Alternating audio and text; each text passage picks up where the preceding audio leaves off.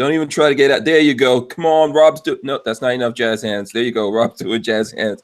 Walter's doing jazz hands. I'm doing jazz hands. I hope you got your big girl panties on tonight. This is episode, I believe that it's 322. Yes, 322 of the Who Moved My Freedom podcast, coming to you live from the Strange Media Studios on the Lifestyles of the Locked and Loaded channel. I'm your host, Hank Strange. Our special guest, there he goes, Rob Pincus. Social mediaing, so people will come in if they haven't already joined us. But I'm glad to be here. Glad to be back with you on the air. Yes, thanks for coming back. You know, getting distinguished gentlemen such as yourself to come back. Not always. Oh, thank you very much. No, I wasn't talking about you. And we do also have Walter here. There he goes. Yeah, I took a day off yesterday. Yeah. Walter's here hanging out with us. And the title of the show tonight is called What Men Really Want, ? Special guest Rob Pincus. I think that's what men really want out there. Make it weird.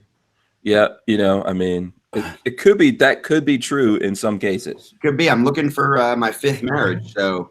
Yeah. So, I mean, yeah.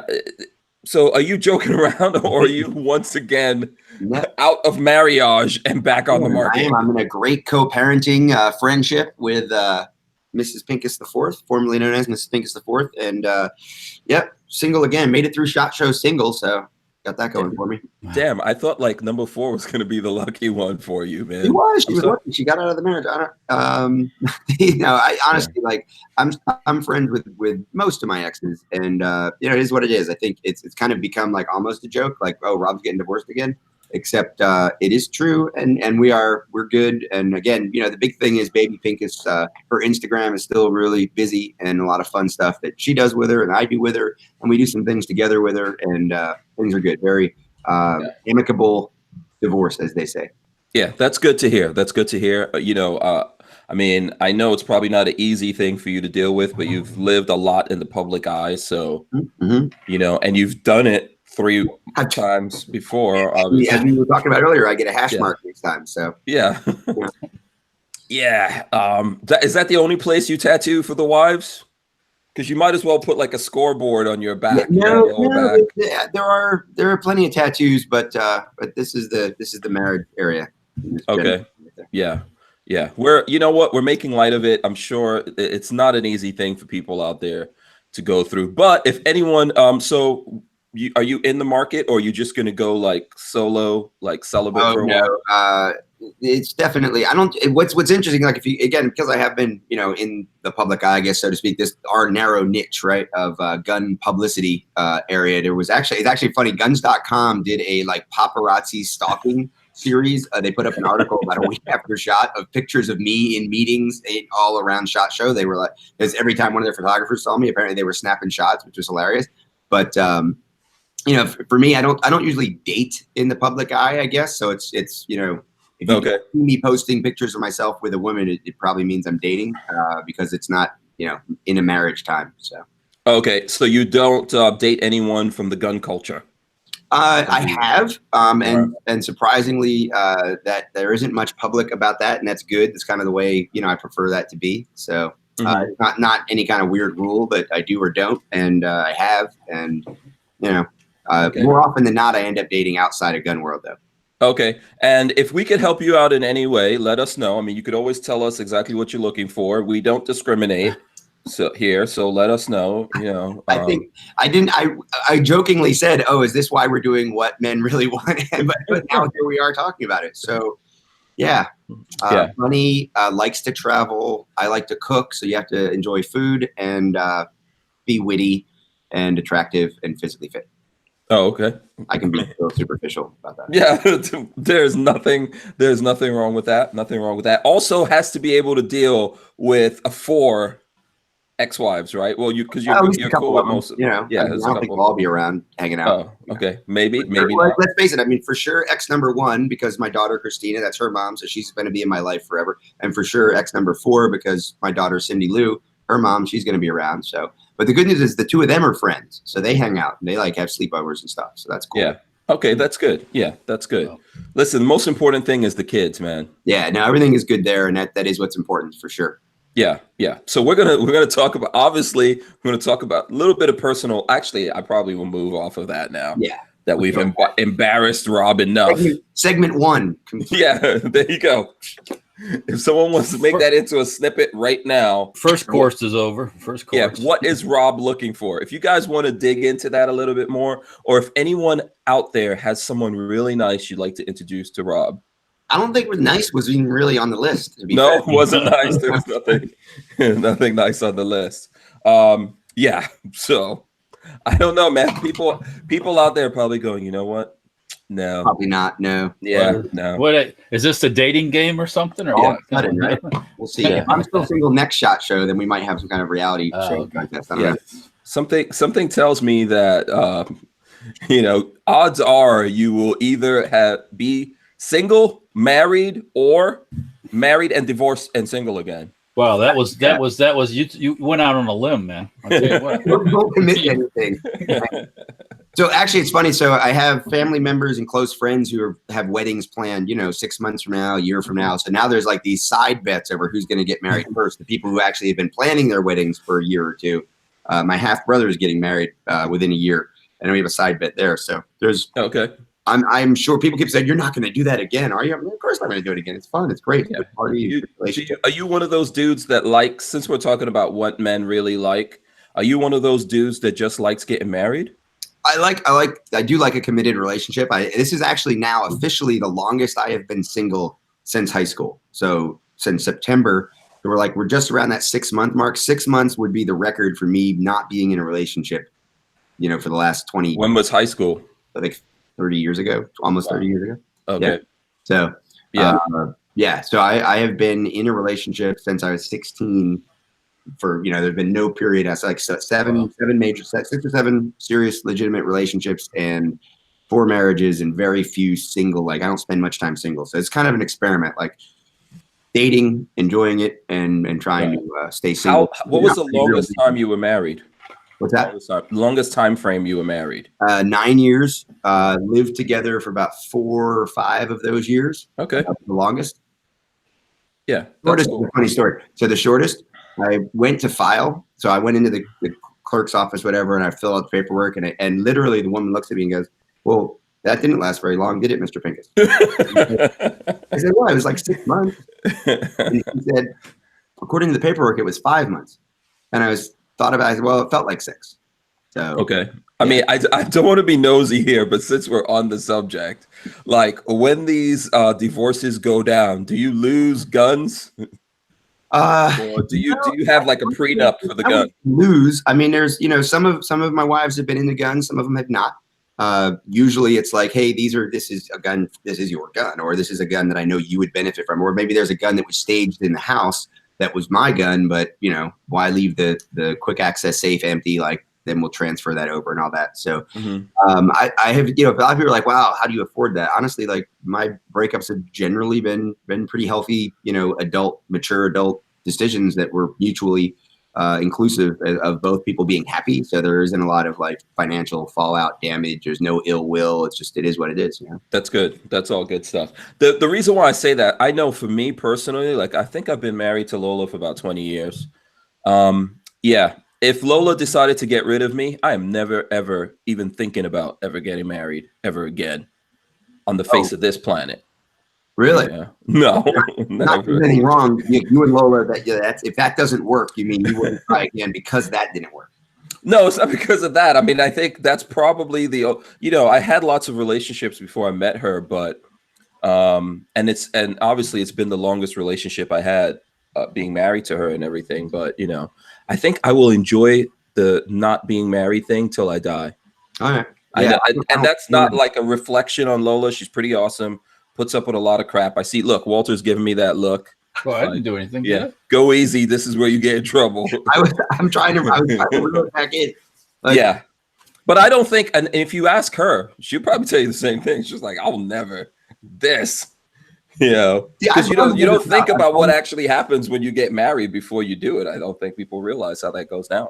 Yeah, I guess for me too, part of it is actually the sharing of a life. Like I don't put a lot of the religious kind of spiritual, obligation, historical obligation of marriage is obviously not something I'm super into. But I do think that as a society, as a culture, we put a lot of value in that overt commitment to another person. So whether it's like the bank or the mortgage or the restaurant with like the waitress at the restaurant, like everyone treats people differently when they are married. And legally in our system inside, you know, when you think about hospital visits, I mean, there's all kinds of things. I've gone the power of attorney route with long-term girlfriend, and it is not the same. It is a totally different way of interaction, not only between the couple, but also I think with other people in the world, whether it's your family, your friends, whatever. So it's almost at this point like, well, how serious are you if you don't marry them, Rob? You know? Yeah. I think that's true. I think that's how. You know, I think when Lola and I before we got married, when we first met, I got really sick, almost died. And I know that's something that kind of annoyed her because when she would come to the hospital, they wouldn't tell her stuff. Right. Yeah. It's a big deal. It really, the way we've set our culture up is very much dependent upon that marriage certificate, that legal commitment that's been there, and it really does supersede any other version that I'm aware of, including that you can write up the power of attorneys, you can have the trust, you can do all that. It's not the same. It's certainly not socially and culturally, and really even legally. There's a difference quite often. So yeah.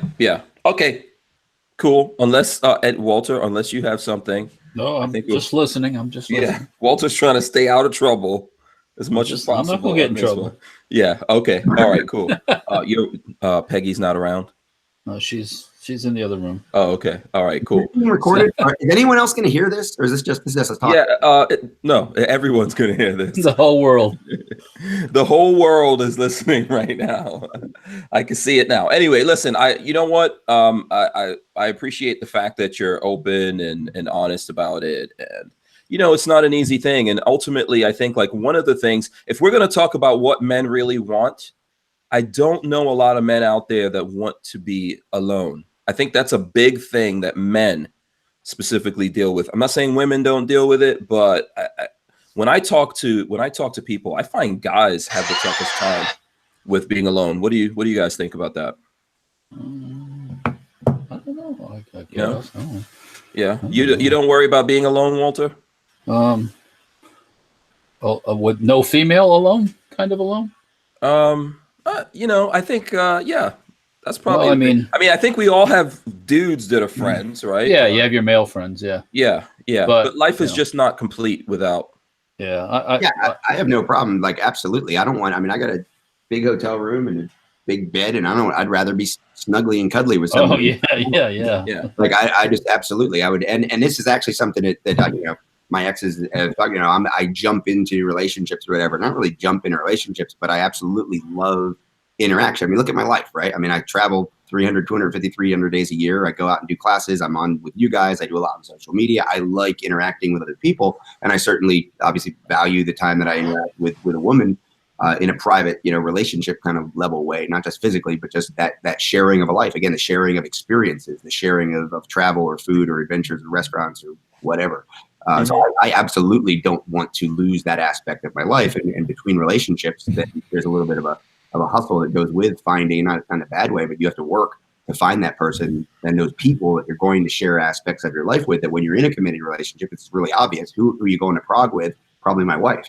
Right. But then in between times, it's well, I'm going to Prague in a couple of weeks and I'm not going to, you know, I'm going to enjoy it. It's going to be great. But it's different when you don't have somebody in that, you know, on that 7-hour flight with you that you're looking forward to taking to a certain restaurant or showing a certain view or having certain experiences with.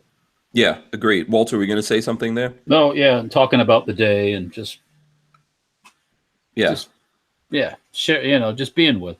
Yeah, someone to share it with. Look, I was talking to Babyface, who's on. I don't know if you ever met Babyface, but he's on here and he does stuff with us. And he went to, he lives here in Florida. He went out to Texas for a week to do a work thing. And he was texting me in the airport and he was like, this thing, being on the road, traveling for a week is lonely. I was like, yeah, man, I 1,000% agree. I know what that feels like. You know, I do a lot of that on my own. Lola can't go to every event. I think she just goes to SHOT Show with me usually, and the NRA show.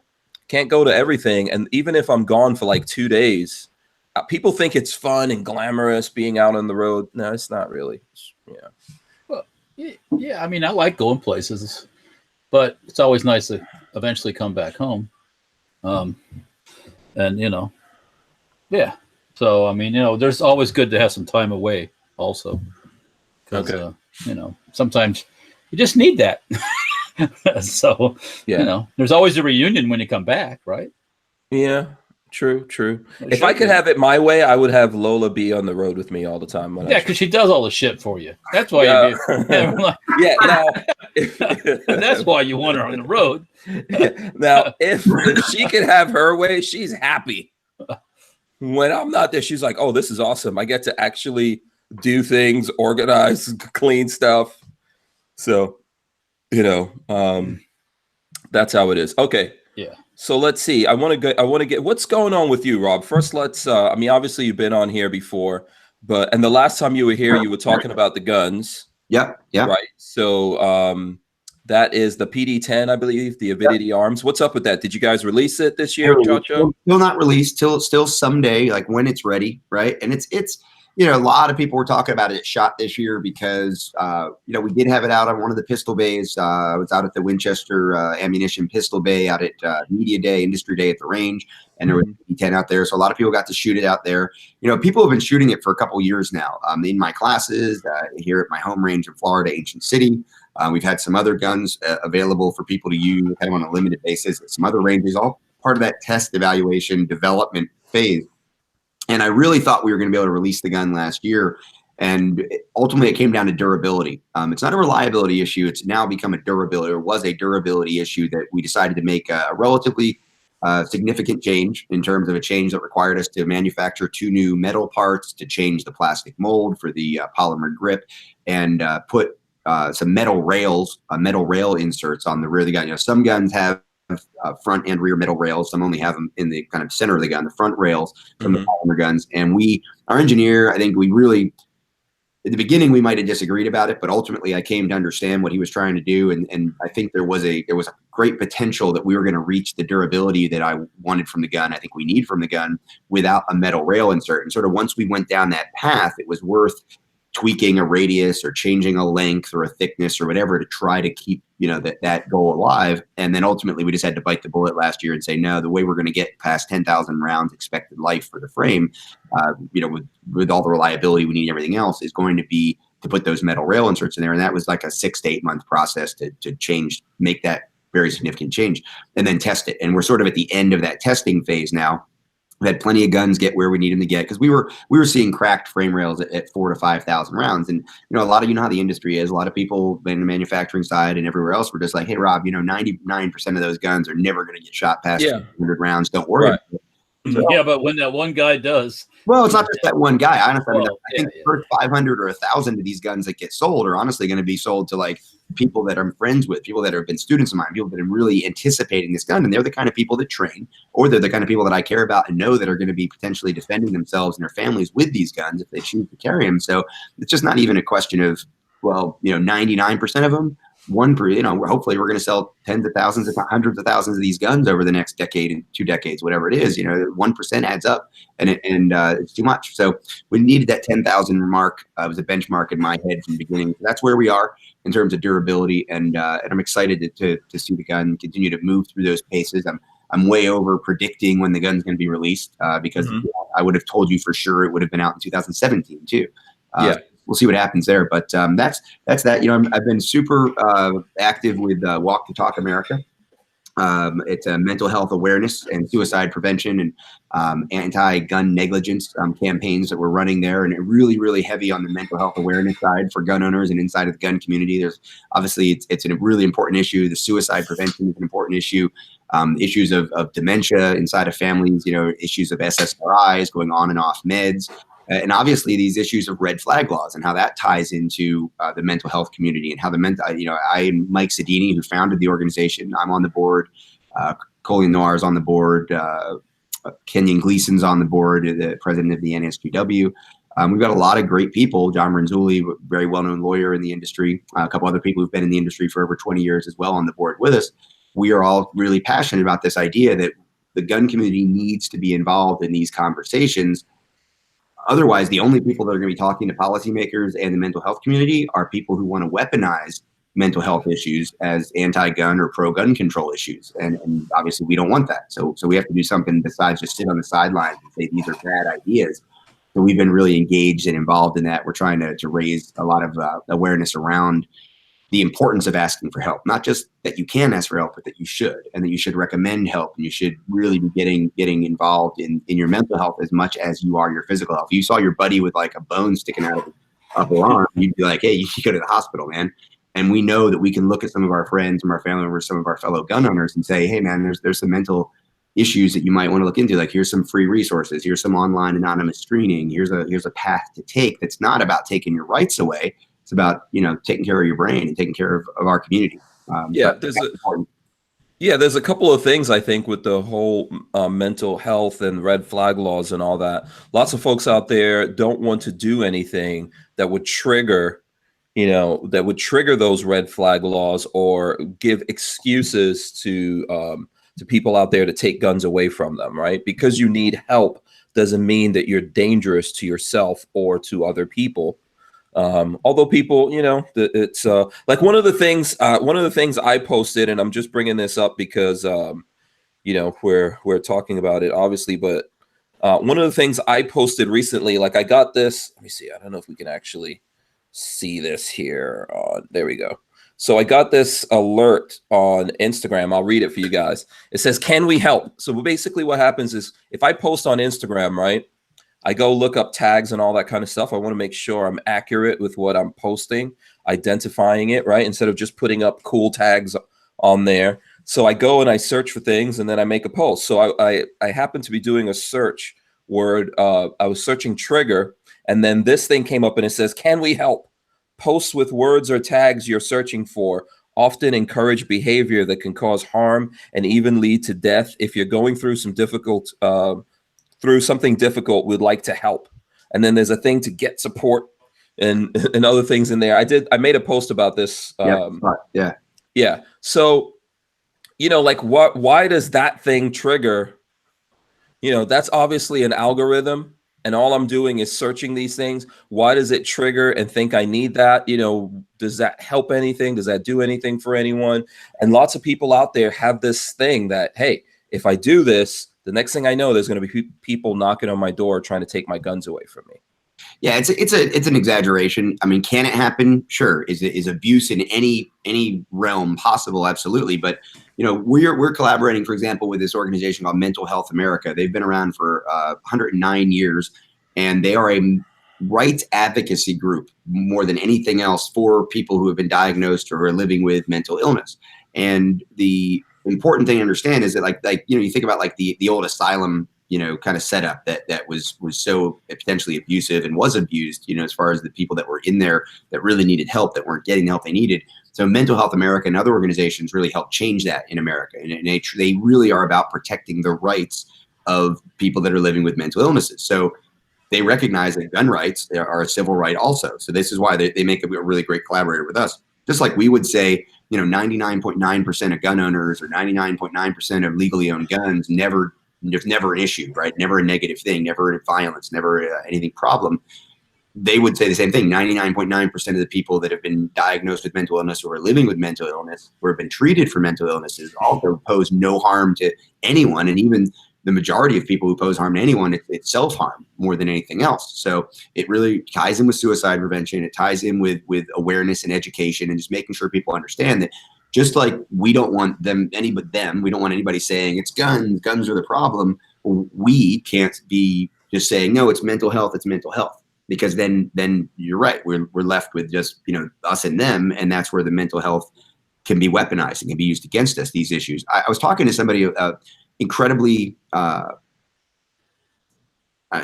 just when you think of the ultimate military guy, like the guy who served and did the work and was in those teams and was on those missions, one of those ultimate guys that held some very special positions inside of our military, retired a couple years ago, has been dealing with some issues. We had a great conversation the other night, over an hour long. Actually, it was a good conversation for us to have. We actually resolved some drama that had been created really maybe beyond us as two guys, right? But we had this talk, and as part of the talk, he was kind of, tell me more about this Walk the Talk America. And we were talking about how a lot of our veterans, are kind of afraid in some cases to ask for help. We talk about what men really want. Men want to be seen as strong. Men want to be seen as independent. Men want to be seen as being able to take care of themselves. And you put that on top of veteran status and maybe some of the pressure to be perceived that way is at odds with the need or the perception that an individual veteran has to ask for help.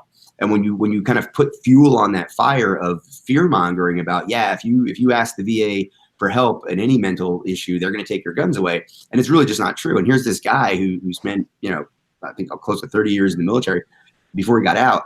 And he had this conversation with an officer inside of the structure that would help the people in this unit if they were having mental issues. And the guy was just like, look, do you know what has to happen? Do you know how deemed incompetent and incapable of taking care of yourself you have to be to have your guns taken away by the VA? And he started listing like all the handful of ways or the benchmarks of getting taken away. It really comes down to literally not being able to take care of yourself. The phrase he uses, like you're probably, if you're not already homeless under a bridge, you're about to be homeless under a bridge before they can really take your guns away. But that's not the conventional wisdom. That's not the cliche that gets thrown around on the internet. And these are the hard conversations that we need to be willing to have. So that's something I've really been super busy with the last 9 months with Walk the Talk America. And people can go to WTTA.org and learn more about Walk the Talk America. And again, there are free anonymous screenings and resources available through WTTA.org.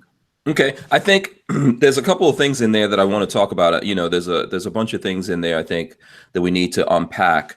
It may be difficult through the VA. However, there's states and even people on a national level trying to create laws. Florida has red flag laws.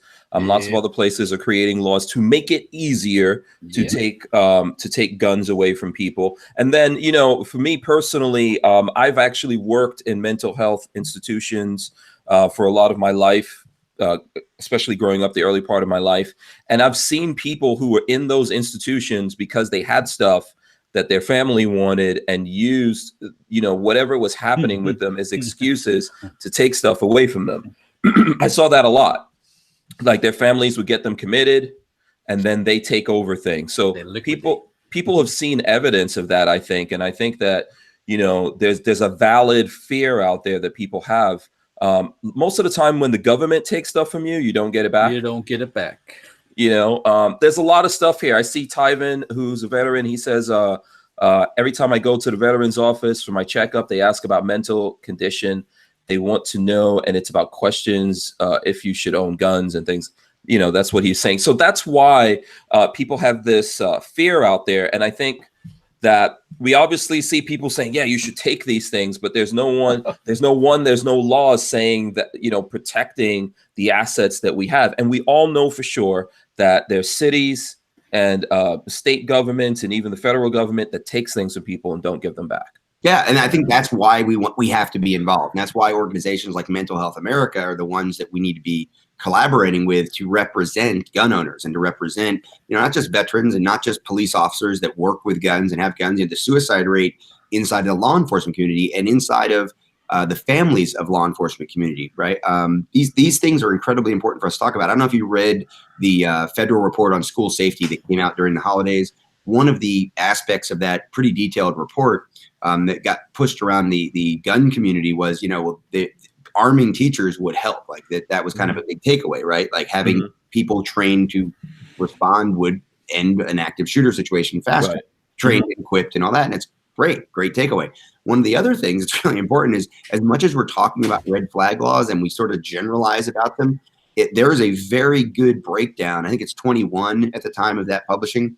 It was 20 or 21 states that have already had, some of them for some long periods of time, these ERPOs, or what we call red flag laws. And there was a really detailed breakdown of sort of, how they work, what the timelines are to a court date, what the timeline is to get your guns back, what the process is to get your guns back, if there are fees involved, if there has to be a mental health professional paid for by the person, or if that's paid for by the state. One of the other interesting things there was the penalty. One of the categories on the chart was penalty for false reporting, right? So I think if we get, and people talk about due process, right? That's one of the big things. Walter, what are you eating? Because you're making me hungry, bro.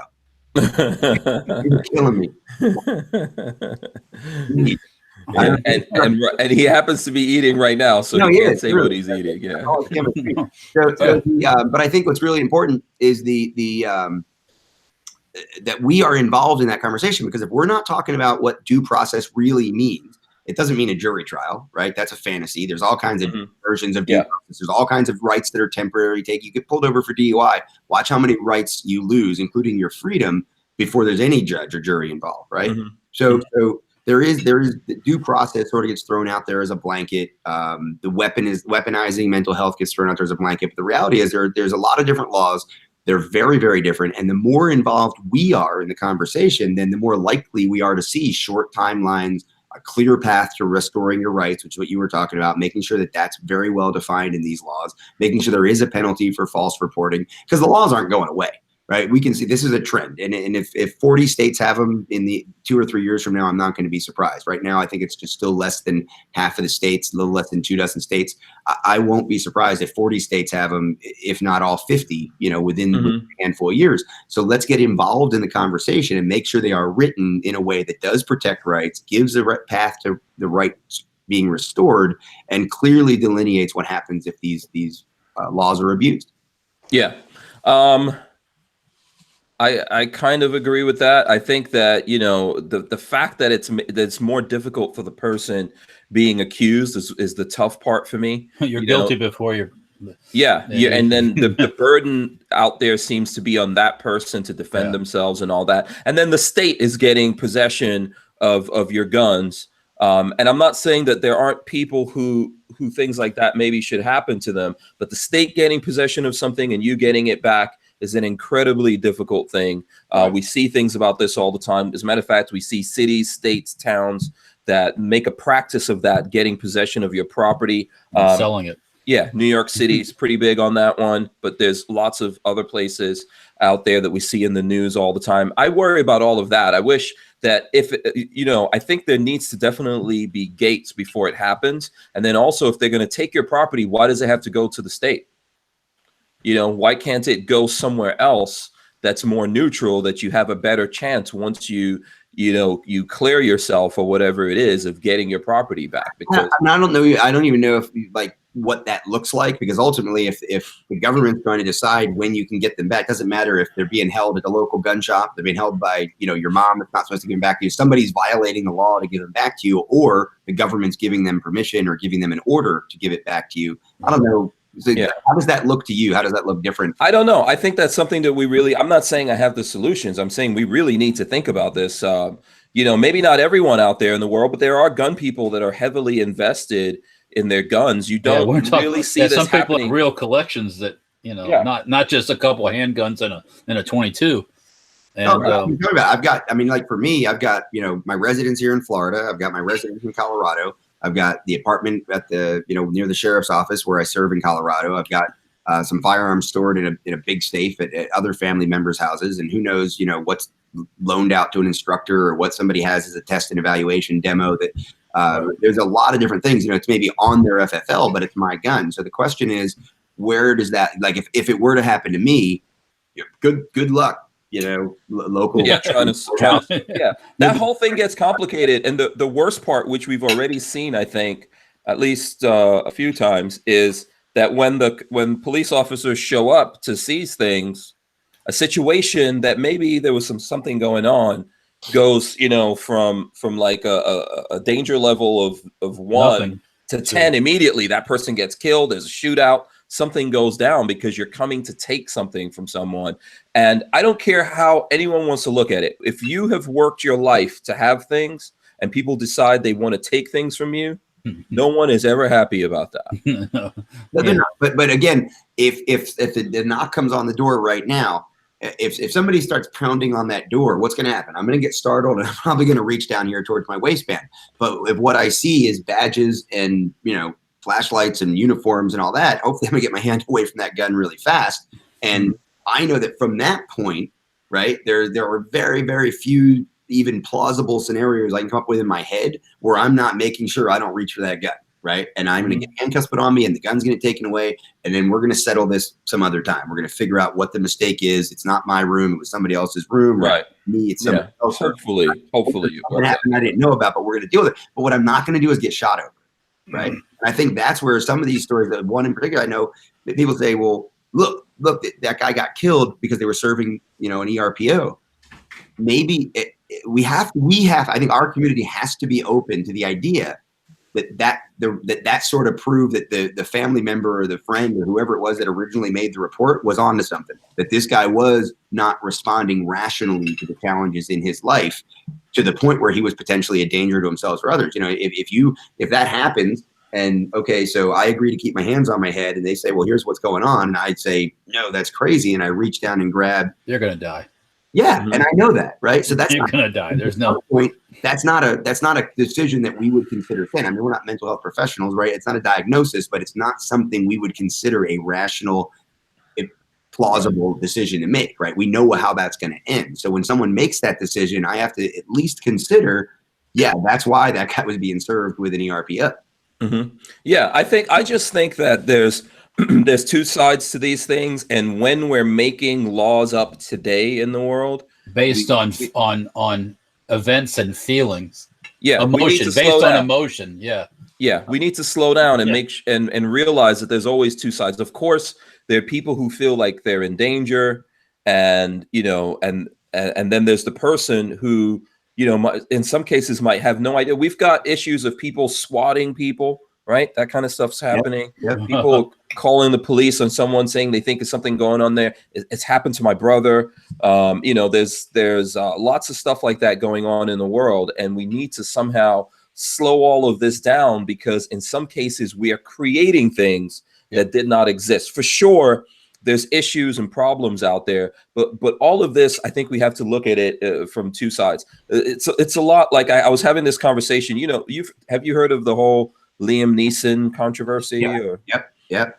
Right. So with everything that's out there about that, what I see that other people don't see, the fact that he got mad and he was out there trying to take out a black guy or whatever for a week or whatever it was. I've heard it. That's a kosh. That's a club or a tire iron, or that's what they say. I guess it's some kind of nightstick, a crowbar thing. Yeah. Walking around with a club angry. Is that a British term? I believe. I've never heard. We could look it up. So just if no one knows, if you've been under a rock, apparently, I don't know, 20, 30 years ago or something, he came back home from making a movie or whatever it is, and someone close to him, a woman close to him, said she was raped. He was upset about it. He said, "Who raped you?" She didn't know, but she said it was a black guy. And he went out for a week with this weapon, not looking for that guy, but looking for any black guy to start shit with him so that he could kill that person. Right? So now that's a whole thing. And I think that there's people who are right about the fact that, hey, he's being honest about these emotions he went through and all of that. I think as human beings, we all go through. This is the whole problem with the mental situation. Does a person all of a sudden come into needing help? Or is this things that we go in and out of through our entire lives?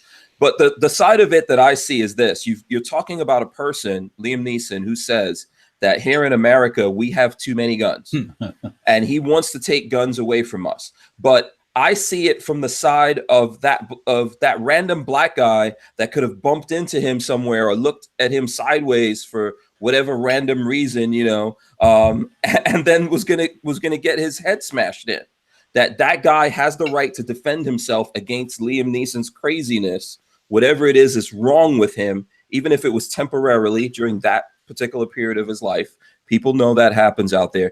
We need to be able to defend ourselves against that. That to me is the number one thing. Everything after that, we've got to think about it, because you can victimize someone that had no reason to be victimized by just creating laws to do things. And I would also see the other side of that is we in the community that have guns, that carry guns around, that have guns staged in our homes and staged in our workplaces, need to know when we're in that state, when we need to recognize that there are times when we don't need to be carrying guns around. There's times when I don't carry when I drink, right? So I just went downstairs. I had dinner with some guys that are part of this Freedom Expo tomorrow, and some of those guys were drinking. I would have had a drink if I didn't have a gun on, but I was wearing a gun, so I didn't have a drink. I'm going to secure this gun in a lockbox, and I'm going to go back downstairs and probably have a drink at the bar with those guys. But under those conditions, right, and I know what those conditions are for me, I'm not going to carry a gun because I think it's irresponsible. Was it irresponsible for Liam Neeson to be walking around with a weapon and this rage in his heart, you know, and just this intent and this commitment he made that if anybody, I forget what term he used, but I think it was clear to me that he didn't mean if he saw a black guy, he was going to run over and hit him. What he meant was if anybody did, you know, now the question is, was he in a part of town that he shouldn't have been in? Was he bumping into people coming in and out of restaurants? Yeah, he said he went to that to the black side. The black part of town. So was he egging it on, right? Well, Right, okay, at this point, where's Liam Neeson's friend or family member? Where's that other gun owner or other Kosh owner in this case, right? Who's saying, hey, Liam, I get it. We all feel for our friend. Like, we understand that rage. It makes sense to me. But I deal with this when I give out, you know, I'm a personal defense educator guy, right? Somebody's like, if some guy's rummaging through my car, I'm going to my second floor window and I'm going to shoot him. No. You're going to jail. That does, yeah. You're going to jail. Rob, we had this conversation yesterday where I was trying to tell folks out there, there's lots of things that can trigger us, and we have to be constantly aware of where our headspace is, you know, and think about that. Like, there's people who look at movies or TV shows, or this thing or that thing happens, and they get all built up or bravado or whatever. And there's things that even we say in the gun community that maybe we shouldn't say, because you're programming your brain to do something stupid instead of conditioning yourself to do the right thing. You really don't need to use this deadly force unless you absolutely have to. Right. Yeah, it's neat. And people, well, I worked with, like you said earlier, people get mad when somebody wants to take something away from you. But that's why you have insurance. You don't have a rifle. You don't have your hunting rifle in your bedroom in the closet with the ammo over here and all that in case some guy's stealing your CD case out of the car in front of the house. You hit the keys with the panic alarm, call the police. You don't cause a confrontation. Is it wrong? Yes. Do you want justice? Yes. But does that mean risk your freedom? Does that mean risk the social aftermath? Risk, you know, we've had people shoot at cars that were being stolen and kill people that lived across the street, right? Like, it's just not the right decision by any stretch. And people, well, in certain states, it's legal to defend, you know, property if it's a felony theft of property in the dark or whatever. Okay, it's legal for you to sell all your belongings and buy scratch tickets and hope you become a millionaire. But there's no financial planner in the world that would tell you it's a good idea. So as the gun educator, personal defense educator guy, I have to tell you, shooting somebody over a TV or a car isn't a good idea. And I think we all need to be able to talk about mental health issues in the same way. Like, if you're going on or off SSRIs and you've been told this could have a radical effect on your rage, on your judgment, on your mood swings, maybe that's not the day to carry concealed. Go out, you know, hang out with a friend, take the day off from work, stay in there. Like, if there's some reason that you really don't feel like you can go out in public without that concealed carry gun, and I get that it's your right, and I defend that right. But I also defend your right to make the responsible decision and know that today may not be the day, or while I'm going out to do shots with my friends may not be the night to carry that gun. And we have to be able to talk about that as intelligent, articulate, mature, responsible gun owners. Yeah, I think you know what? We have to have conversations. I think the thing that's making everyone crazy, you know, this whole the mental state is a weird thing. We're talking about a thing we can't pin down, right? And I think conversations are really important for us as human beings. The problem with what we have going on now in the world is that everyone's just taking a corner. Yeah. And everyone's just blindly seeing this side or that side, and we're screaming and shouting at each other. People are feeling injustices or whatever it is on both sides, and they don't realize that actually living in the world is a complicated thing that we all have to do. And your mental state is something that could be changed all the time or by a string of things. You know, this is not a thing that you can really pin down and say this, you know, what's the movie where they, is it Minority Report? The movie where they were supposed to be able to figure out when you're going to commit a crime? Yeah, there's the psychic people in the milk bath. Yeah, exactly. That's what I felt like when Instagram, you know, popped up this thing on my screen. Like, you guys, there's just an algorithm out there that doesn't realize that this is a gun guy who posts gun stuff all the time, and he's trying to do what you want him to do on the platform by posting accurate, you know, making accurate posts. Yeah, you might kind of laugh it off, but that info doesn't go away. That stuff they compile just doesn't vanish.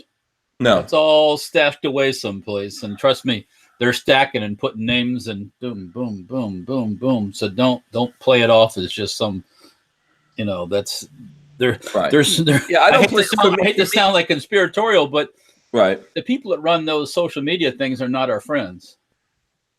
Okay. They're not our buddies in our way of thinking.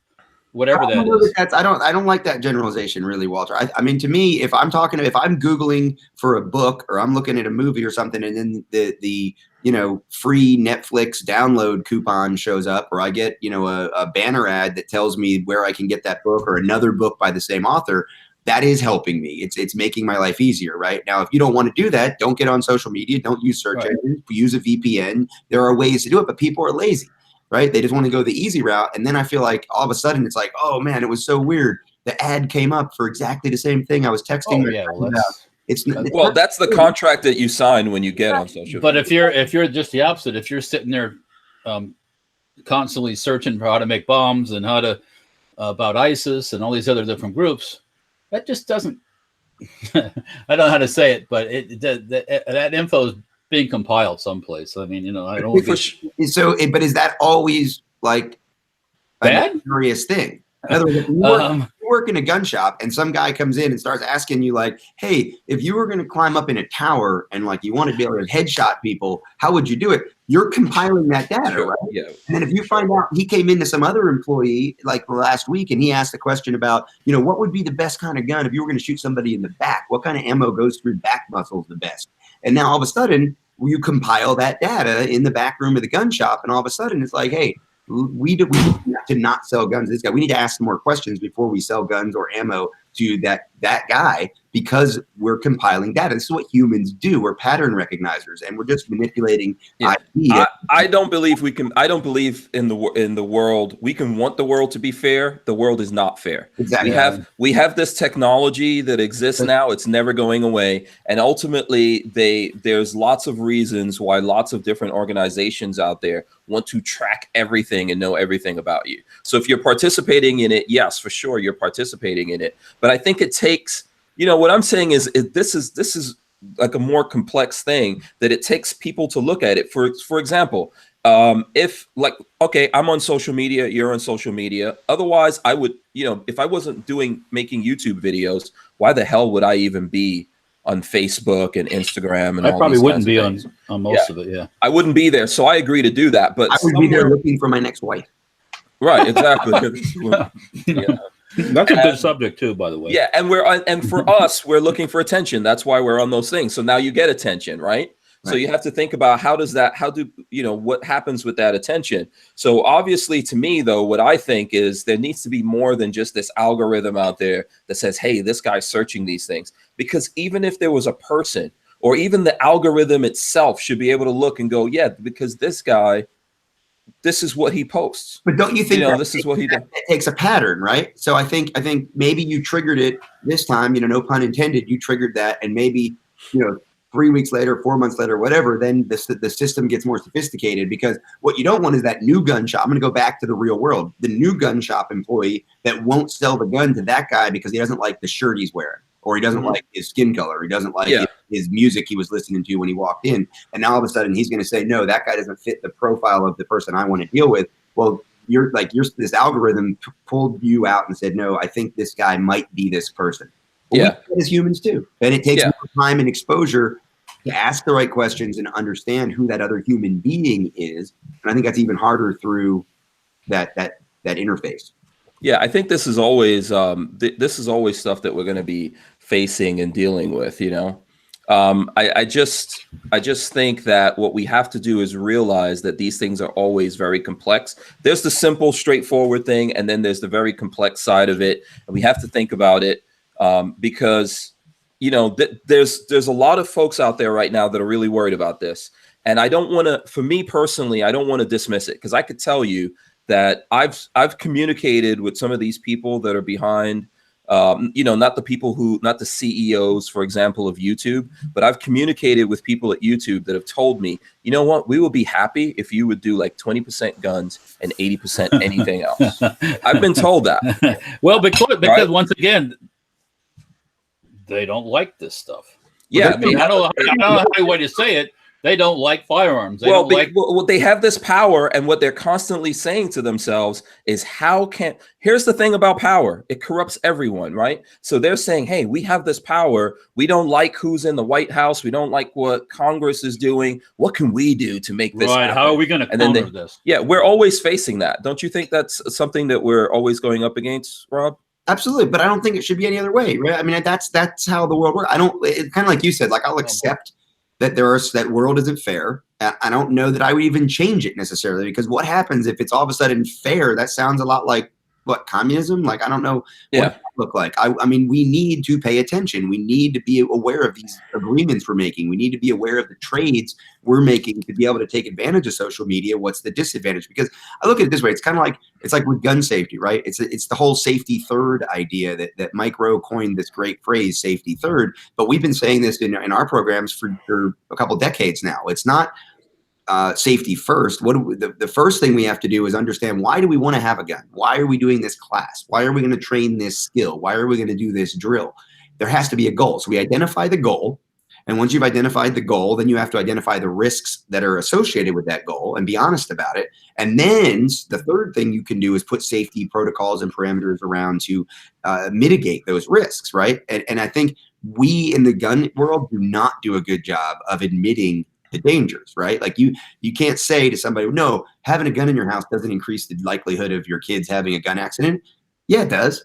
Like, it absolutely does. Like, having the gun in the house absolutely increases the chances that the people in that house are going to be involved in some kind of gun negligence, accident, whatever you want to call it. So you have that's pure logic. Anything that you driving do a car. Yeah, if you drive a car a lot, you're going to get into a car accident. If you fly a lot, you're probably going to crash. But what happens? Ups your probability. You can't say that, because if you say that, Huffington Post is going to quote you, right?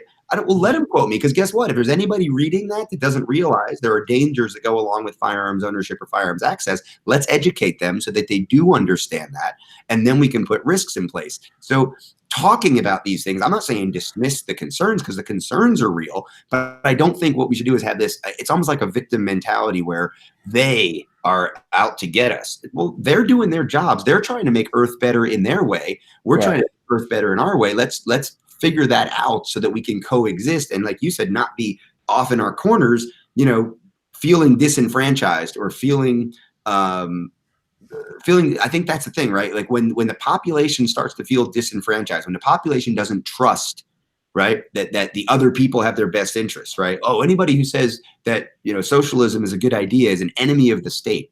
Well, not from their perspective. Like, they may be wrong. They may need to be educated. We may definitely need to talk to them, but they believe they're saying the best things, right? So if we can just accept that they are sincere in their intentions, now we can go back to a trust of, we may not like it, but we can go back to a trust and have a dialogue. Because what happens in that polarizing moment, that's when that tyrant, this was like Plato's fear about democracy, right? In the Republic, when he talks about how, democracy is like one step away from tyranny, because ultimately it's mob rule. You get these factions that can't agree on anything and feel distrust towards the other factions. And then somebody swoops in and says, I'll take care of that distrust for you. You can trust me. And starts ruling without regard for the population. And this is what we see happening. But yes, but I think we're there because we're in that stage right now, because we've got so many people that are just up against the walls on this, right? Who are just completely separated from it. Because we cannot forget or ignore and put everything in the category of conspiracy. We know that people are actually out there trying to do things to take guns away from people and do, all these things. Look, it's like something that's come up recently, right? The NRA. I don't know where you are with the NRA thing, but, there's lots of us in the gun world that are very upset with the NRA. And then something came out saying that the NRA was actually out there actively trying to take down some of the people talking negatively about them. You heard about this, right? Absolutely, yeah. And I'm sort of in the middle on that, because I think there might be a little, maybe almost like distraction campaign going on within the NRA, or maybe some delusions of grandeur on some people's part about how important they may or may not be.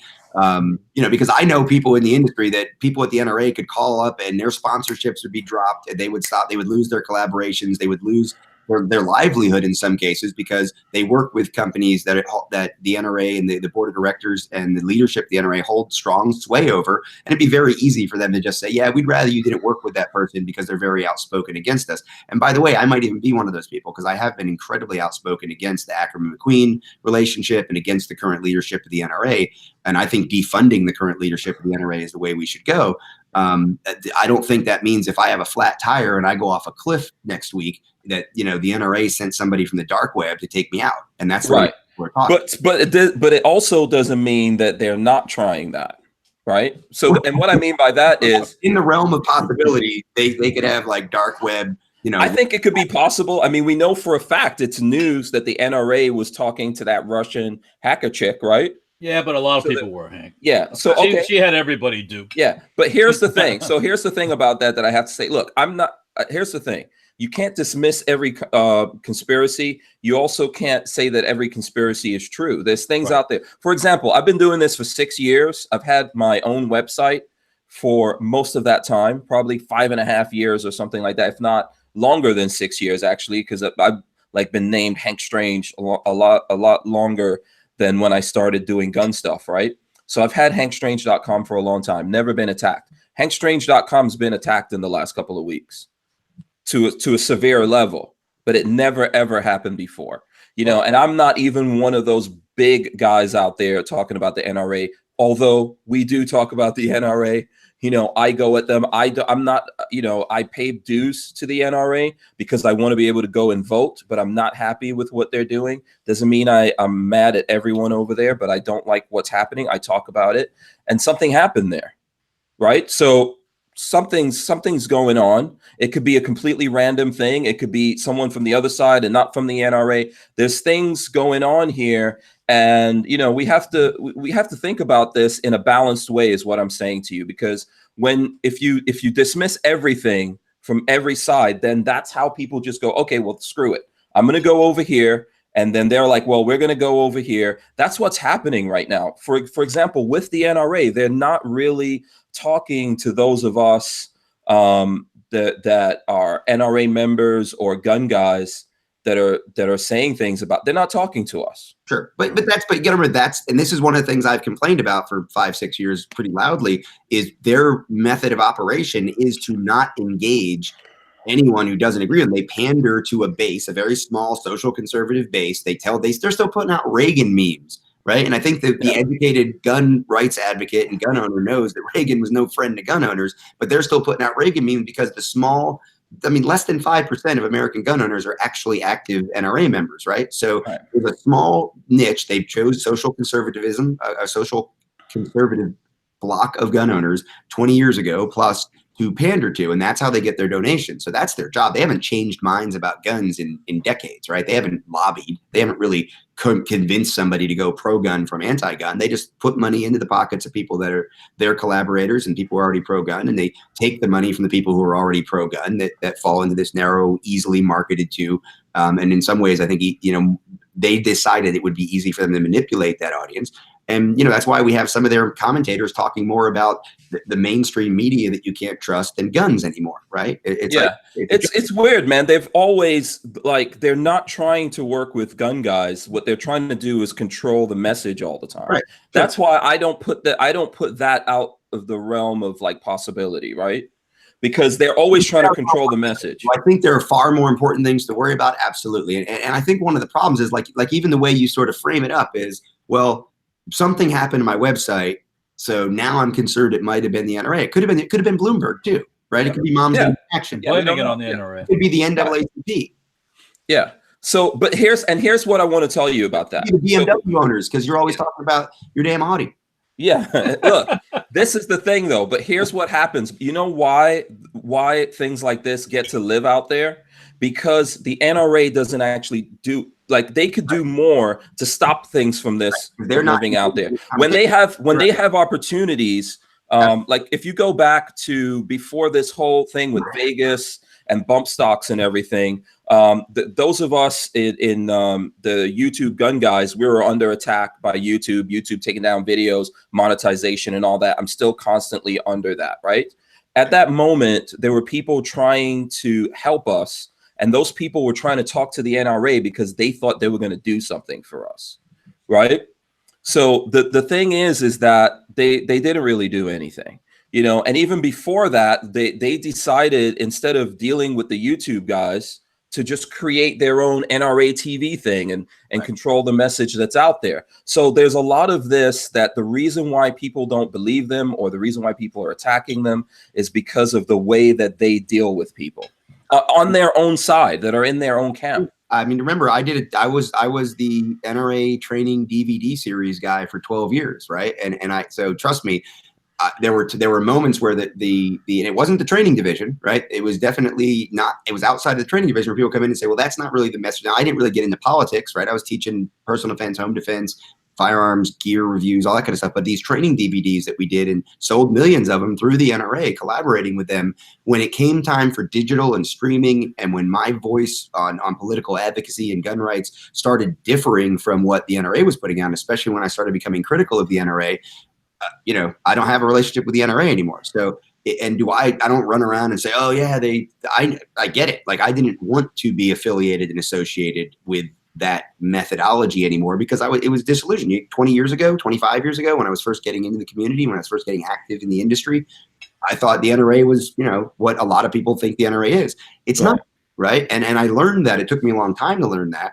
So I hear you, man. I get, like you said, you've been 6 years in the industry, and you came in at a time when, yeah, I would be super distrustful of the NRA too. I guess I've been close enough to it to kind of know where their strengths and where their weaknesses are, and what I believe to be sort of where it's very easy to attack them and say, no, they won't help us, so they're against us. It's much more circling the wagons and saying, we don't need you, because all we need is this 3 to 4% to give us the money that we've been getting from them. Right. We really don't need that other 90%. So you kids go play on YouTube. Yeah. Really. But this goes back to the mental health thing that you're working on, right? I think that the solution for a lot of things in this world, not everything, I'm parsing this, right? I'm not saying the solution for everything. The solution for a lot of things are people to actually talk to each other. Absolutely. You know, that's what I think is, like, you can help your friends that are out there just by talking to them and giving them a sounding board for them to get out their frustrations and things like that, and saying, hey man, I hear you. I understand where you're coming from with that, and all that kind of stuff. And when we're not talking to each other, look, it's just like in relationships that we were talking about in the beginning. When you're not talking to each other, it's over. How you know you're doomed. It's done. Exactly. And so, you know, that to me is the sign. So that's why I divorced myself from the NRA too, because it wasn't working. We weren't collaborating anymore. And I had all kinds of opportunities to continue to do everything I was doing. And it was huge, right? It was a lot of people come up to me this day. Hey, I learned about you through those DVDs the NRA sent me. Absolutely. But that was the time then. Then there was the Outdoor Channel. I learned about you on the Outdoor Channel. You know, I was doing shows there for years. And then that collaboration ceased to be super productive on either side. So where we end up at ultimately is we're all independent human beings. We're all independent entities. And we need to find collaborations that make sense for us at given times. And sometimes those things change. And I think the biggest issue is, if you don't want to solve the problem, you have no investment in the discussion. And I really believe the NRA doesn't acknowledge what's going on as a problem. They believe they can continue to circle the wagons and deal with a small niche of gun owners, because here's one of the other problems we've got is the other side actually benefits from making it seem as if the NRA is as big as the NRA wants to pretend they are. Right, in terms of representing U.S. gun owners, that's way that makes that I understand exactly where you're coming from. Have one boogeyman, one bad guy, especially when they say some ridiculous things from time to time. Right, it's very easy for them to say it's them. They don't want to talk about Firearms Policy Coalition. They don't want to talk about Second Amendment organization. They don't want to talk about Second Amendment Foundation. It's just the NRA, the NRA, the NRA, because it's easy to characterize Wayne LaPierre and the rest of the kind of leadership, you know, that you've seen over the last years, and the rhetoric that you've seen come out of the NRA over the last couple decades. It's very easy to characterize that as evil in the American middle ground's eye. So we need to stop empowering the NRA too, quite frankly. Like those of us that I think see eye to eye on what the value or not value there is in the current NRA, we need to stop overvaluing them and move on. And that's why I'm not a fan of paying dues to have an almost meaningless vote for an almost meaningless board seat. I'd rather see people defund it and support their state organizations, support Second Amendment Foundation, support Firearms Policy Coalition, really, you know, do things that are meaningful to empower other people and organizations, and not contributing to the image that the NRA is the end all be all for gun rights in this country. Yeah, I think a lot of us are leaning in that direction.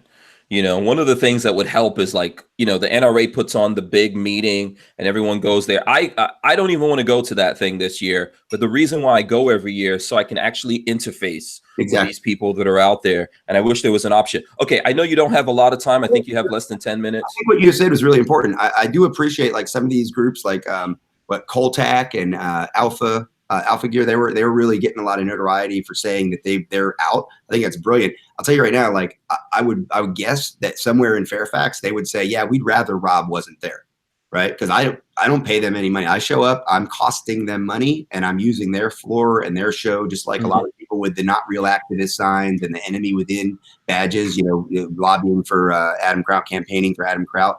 We're a burden to them at that show. So don't get me wrong. If I were paying $10,000 for a booth, I would say, no, I don't want to do that.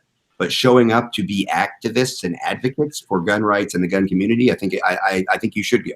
Okay, that's what I was going to say to you. So you're saying that instead of us just going, you know what, forget it, I'm not coming to the party. Instead of just going, right? Yeah, we should. Well, yeah. So you're saying we should go and we should take that opportunity to talk to people and try to let people know, even though it's on their floor, that there's other options and things like that, right? Absolutely. I think it's really important to realize that you're. And let those vendors know, let the exhibitors know, let people know, like, yeah, I'm here to see you because I like your products. I'm here to talk to you because you're an important part of the community. But I'm honestly not real happy with the NRA right now. I think it's important that filters up into the big gun companies, the big ammunition companies, because so much. I mean, one donor gave 18.8 million, was it this year? And a lot of people have rumors about who they think that is, but it's almost certainly a gun industry magnate, let's say. That put in that $18-19 million. Well, let's make sure that his company and all the other companies know that there's a whole bunch of gun owners that really think that money could be better spent by Second Amendment Foundation, for example. Right. Yeah. You know what? That makes sense, man. I've been like processing that thing in my head. Like, I really don't want to go because I don't want to support them. But I think what you're saying does make sense, that it is an opportunity. It's kind of like if you don't go to the forest and you fall, no one's going to hear you unless you go to the forest, right? Yeah. To fall down. Okay. I don't know exactly how much time you have, but I know you do have an event coming up. Yep. That's here in Florida, right? Yeah, we're doing the Freedom Expo. So it's being put on tomorrow in Loma. It's just outside of Orlando. And it's one of these big churches just outside of Orlando, and they're hosting this. There's going to be a panel of people. I'm going to be up there with Mark Walters, Mike Gallagher. Everybody knows him from talk radio world. He's going to be one of the biggest conservative, I guess, talk voices that we have in our country. He's going to be moderating the whole thing. So there's going to be a panel discussion in the morning. Mark Walters and I are going to talk specifically about media and how interacting with the media and gun rights, especially gun media, how that works. And it's just going to be fun. It's going to be a gathering of like-minded people. It's being billed as Freedom Expo. It is centered around gun rights, but it's generally I think a lot of conservatively minded thinkers who are interested in individual freedoms and our civil rights. So I'm looking forward to it. Bruce Cherry put it together. There's a local radio station, 660 and 1550, I think, are the two radio stations that are behind it. But I think if you can put a link up and people. Yeah, I did. I just there's a link in the description of this video. That I just also put a link in the chat for people out there. Even if you're not in Florida, or you're not going to be able to be here, you can share it because I'm sure you have friends. There's going to be videos. There's going to be audio recordings played. There's going to be plenty of content that comes out of this event tomorrow. So be looking for that from the Freedom Expo because I think there's a lot of great voices are going to be in that room. And I'm expecting a lot of great questions from the group. There's about 80 people that have paid an extra amount for their tickets tomorrow to interact with the panel members and sort of feed us their questions that we can then put out our answers and our thoughts to their concerns when we're on the stage. So I think it's going to be pretty cool. Okay. Right. So what does it cost to go? I'm sorry, Walter, what was your question? I was going to ask a gun question, but go ahead, finish. Go ahead. No, I was just trying to find out what it costs for people to show up there. It's free. So Freedom Expo is free, to attend. And I think all those VIP tickets were sold out. So if you want to show up, you join us tomorrow. I believe it starts at 9:00 and it's supposed to go to about 2 tomorrow afternoon. Okay, and then you're going to put up some stuff on your social media, right? I've been putting the last few days, so you can go Pincus Rob Instagram, Pincus Rob on Twitter, or Rob Pincus on the Facebooks. Yeah, definitely. There you go. I hope you guys go follow Rob. Okay, Walter, you got a question? Avidity Arms. That's your gun, Rob? Yeah, that's the PD gun you were talking about at the beginning. Yeah, I had a chance to pick it up at Eagle awesome. Imports. touch it, feel it. I like the way it feels. I like it's nice and slim. Kind of reminds me of a Talkarev, actually. Yeah. Little of that. You know, just modernized a lot probably. So yeah, I didn't know it was yours. Hats off. Yeah.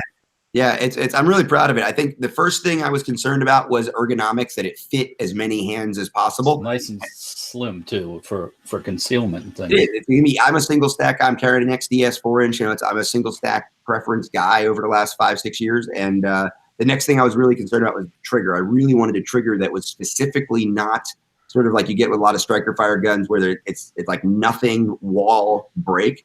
Almost like a 2-stage trigger, and I wanted something that was way more consistent with a really short, crisp reset, and we achieved that. So I'm excited about more and more. Hundreds of people have shot the gun, and I'm really pleased with the feedback. We've been doing a lot of social media in the last couple of weeks where people are comparing this gun to the Glock 48, which a lot of people see as like as if it dooms me to failure with the PD-10 project.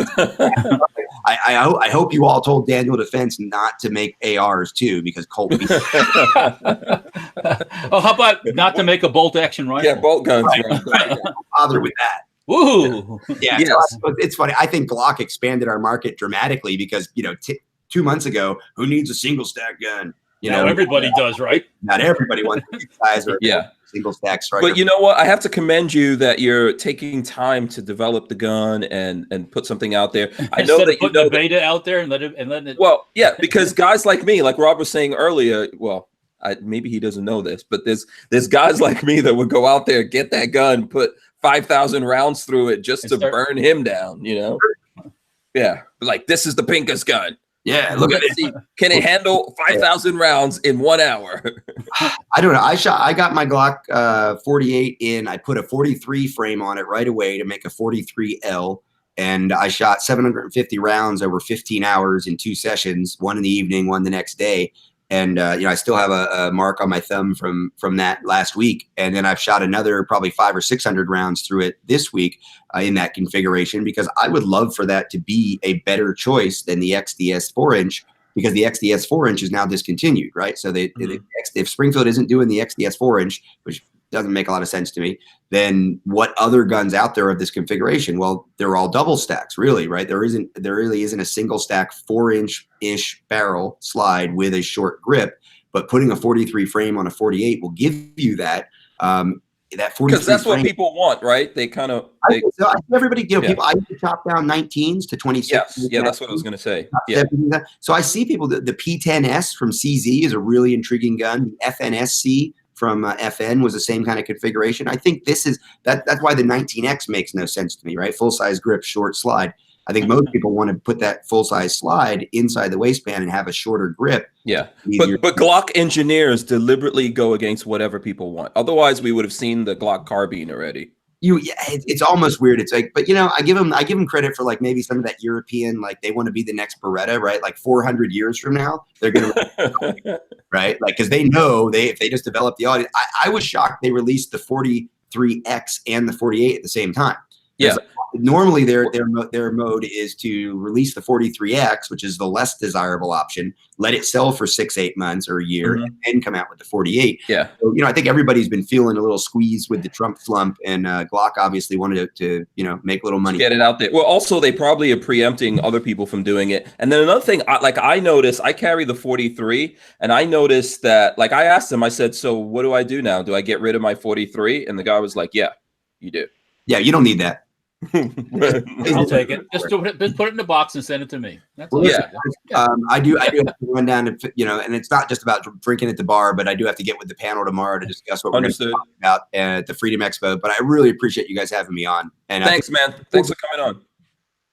We didn't get to really talk about cars very much, but we'll do that next time. Yes, we'll talk about cars when you go now. I know you're a car guy, but you got to come back on and talk about cars. All right. Fair enough, man. Yeah, all right. Thanks a lot, Rob. We appreciate it, man. All right. See you. All right. See you. All right. So we're still going to be here. Rob's getting out of here, but make sure you guys. I got to handle this gun there, and I didn't know it was his. Oh, you didn't? I saw the post you put up there in the chat, in our chat, our side, and I'm like, oh, really? That's the one I saw Eagle Imports, and I was like, oh, I like that. I picked that up and I handled that. That was cool. Yeah, he's been developing it for a while. And I know there's a bunch of people out there putting out their own gun. Like we had Kevin Kevin Dixie come on with the truth, and I know that Colin Noir has a gun, and I think there's But, like I mean, every gun guy now is putting out a gun, but Rob is actually really developing. Well, yeah, those guns are just rebranded guns, I'll say, on the other ones, but his is actual from scratch. So there's a difference. Yeah, right. And so anyone who is interested in that event, I did put a link in the chat here, but I also put a link in the description of this video if you guys are going to be able to make it to Orlando tomorrow. And if you're not able to, but you're interested in what's going to go down there, I think definitely follow Rob. You know, I like him. He comes on here and we have tough conversations. We don't dance around everything. So unfortunately, we didn't really get into more stuff.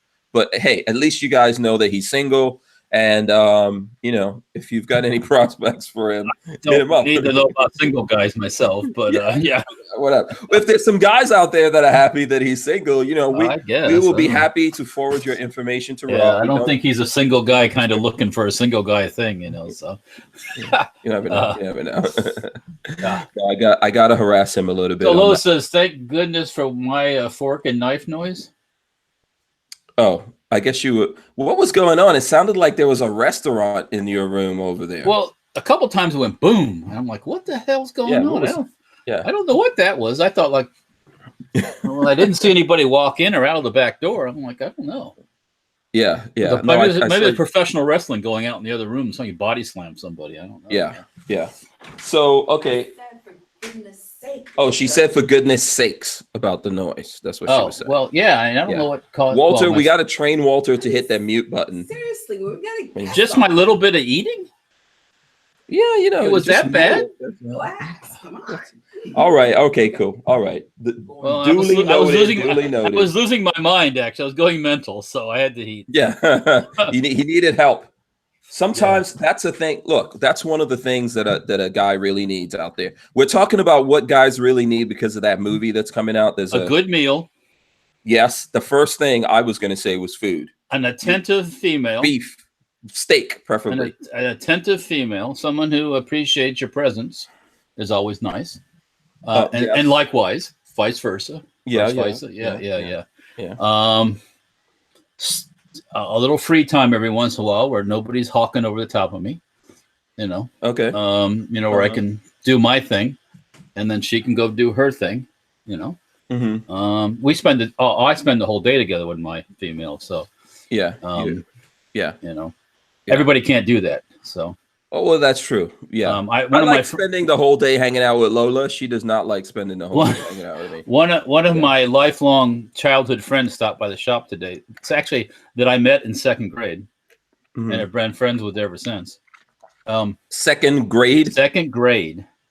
Wow. So when I moved, when I 1822, 1836. Yes. Oh, okay. Excuse me. And it was him, me, and Lincoln.